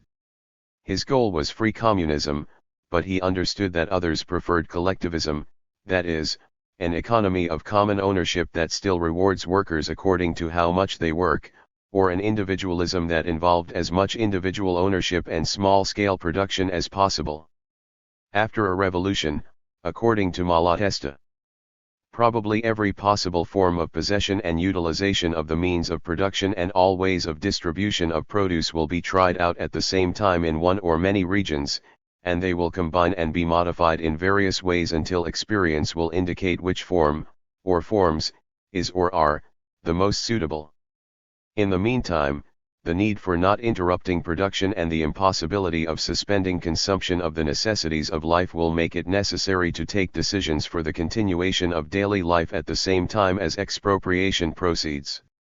One will have to do the best one can, and so long as one prevents the constitution and consolidation of new privilege, there will be time to find the best solutions. Is it likely that every region and national culture will choose the exact same version of libertarian socialist society? Will every industry, from the production of steel to the education of children, be managed in precisely the same manner? For my part, I do not believe there is one solution to the social problems, but 1,000 different and changing solutions in the same way as social existence is different and varied in time and space. After all, every institution, project or utopia would be equally good to solve the problem of human contentedness, if everybody had the same needs, the same opinions, or lived under the same conditions. But since such unanimity of thought and identical conditions are impossible, we must always bear in mind that we are not living in a world populated only by anarchists. For a long time to come, we shall be a relatively small minority. We must find ways of living among non-anarchists, as anarchistically as possible. This would be true not only now but even after a revolution. We cannot assume that even when the workers have agreed to overthrow capitalism, they would agree to immediately create a fully anarchist communist society. What if small farmers insist on being paid for their crops in money? They may give up this opinion once it is obvious that industry will provide them with goods, but first they must not be coerced into giving up their crops under conditions they reject. After the revolution, that is, after the defeat of the existing powers and the overwhelming victory of the forces of insurrection, what then? It is then that gradualism really comes into operation. We shall have to study all the practical problems of life, production, exchange, the means of communication, relations between anarchist groupings and those living under some kind of authority. And in every problem should prefer the solutions which not only are economically superior but which satisfy the need for justice and freedom and leave the way open for future improvements. It is precisely this flexibility, pluralism, and experimentalism that characterizes anarchism in Malatesta's view and makes it a superior approach to the problems of life after capitalism. Only anarchy points the way along which they can find, by trial and error, that solution which best satisfies the dictates of science as well as the needs and wishes of everybody. How will children be educated? We don't know. So what will happen? Parents, pedagogues, and all who are concerned with the future of the young generation will come together, will discuss, will agree or divide according to the views they hold, and will put into practice the methods which they think are the best. And with practice that method which in fact is the best will in the end be adopted. And similarly with all problems which present themselves. Malatesta stopped calling himself a communist, partly for the reasons given above. He also felt that the Leninists had effectively taken over the term. The communist anarchists will gradually abandon the term communist. It is growing in ambivalence and falling into disrepute as a result of Russian communist despotism. We may have to abandon the term communist for fear that our ideal of free human solidarity will be confused with the avaricious despotism which has for some while triumphed in Russia. If this was true in the 1920s, it is even more true by now, after about 80 years of Leninist/Stalinist rule under the banner of communism, although the negative connotations of the term communist will vary from country to country. Malatesta eventually preferred the vaguer and more generic title of socialist anarchists. Related views. Others have pointed to the flexible and experimental approach as central to the anarchist program. Bakunin, according to his friend James Guillaume, was a proponent of libertarian communism, but he did not believe it could be immediately and universally implemented. In the meantime, Guillaume suggested, each community will decide for itself during the transition period the method they deem best for the distribution of the products of associated labor. This is very similar to Malatesta's approach. In a more recent example, Paul Goodman, the most prominent U.S. anarchist of the 1960s, wrote, "I am not proposing a system.